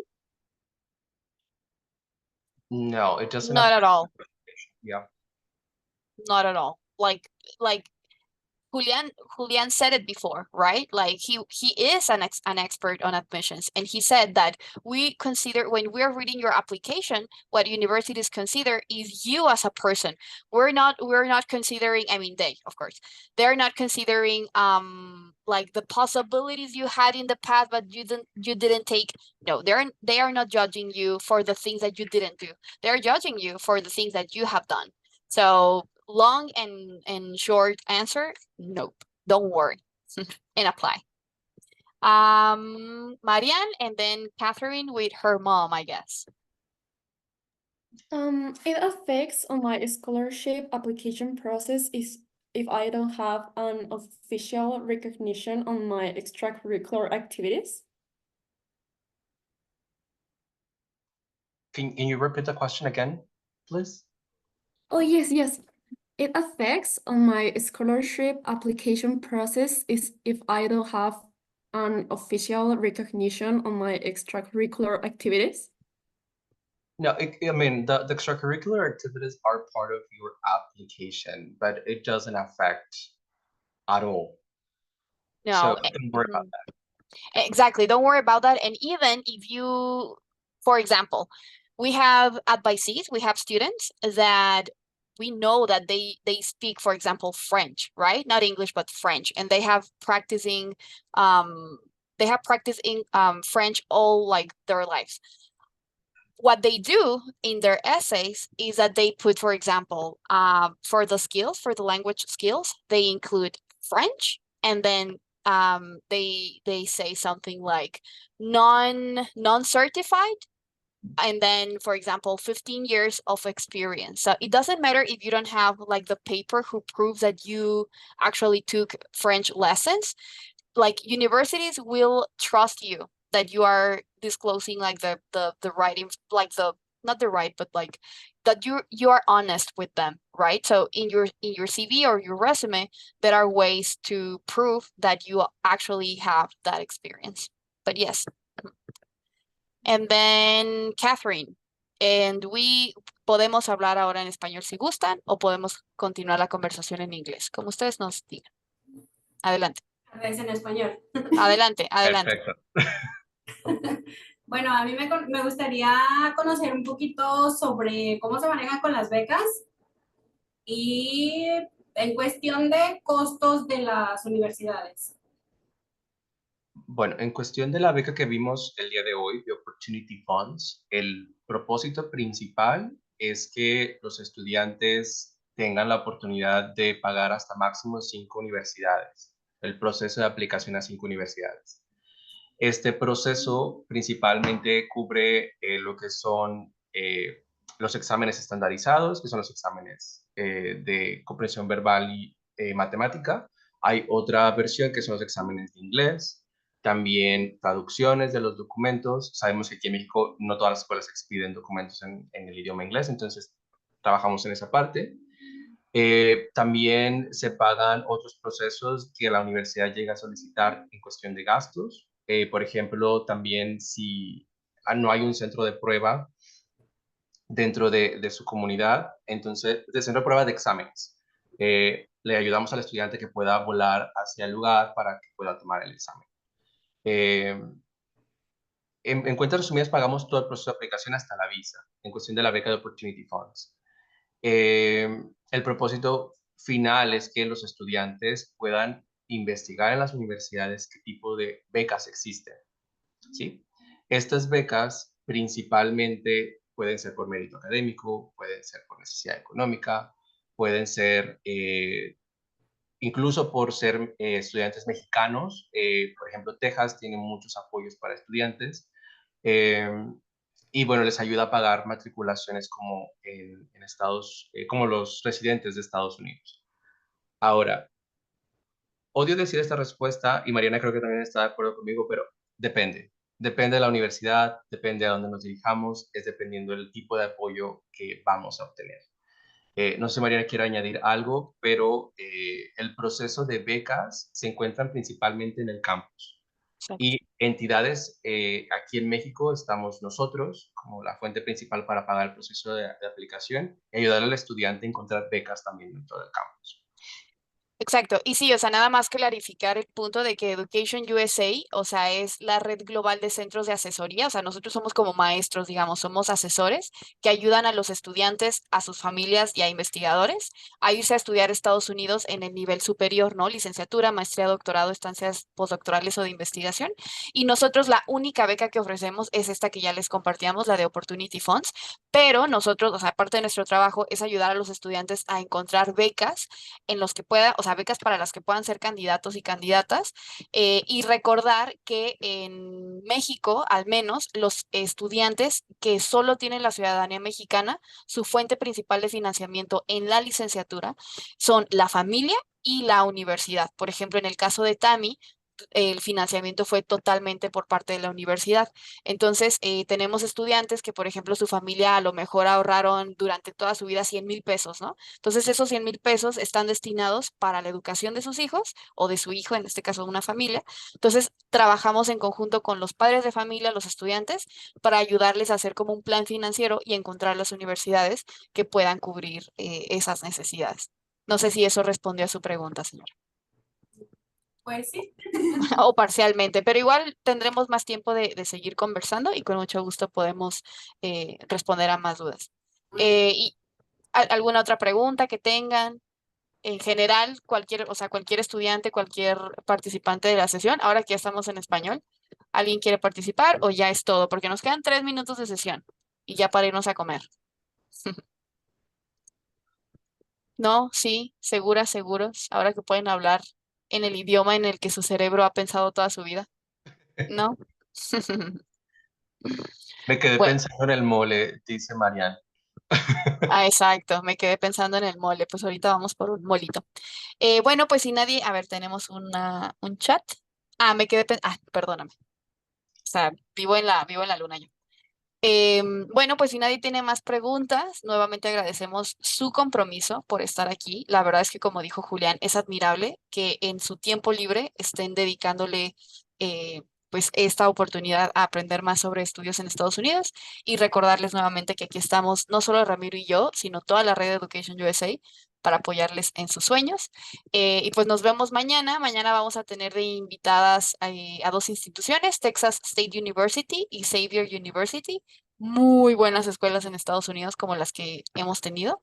Y pues nada, invitarles a que se conecten a tiempo, a que inviten a sus papás. Recuerden que cuando de pronto tengan alguna pregunta y demás, pueden hablar en español, no hay ningún problema. El punto de este bootcamp es ayudarles.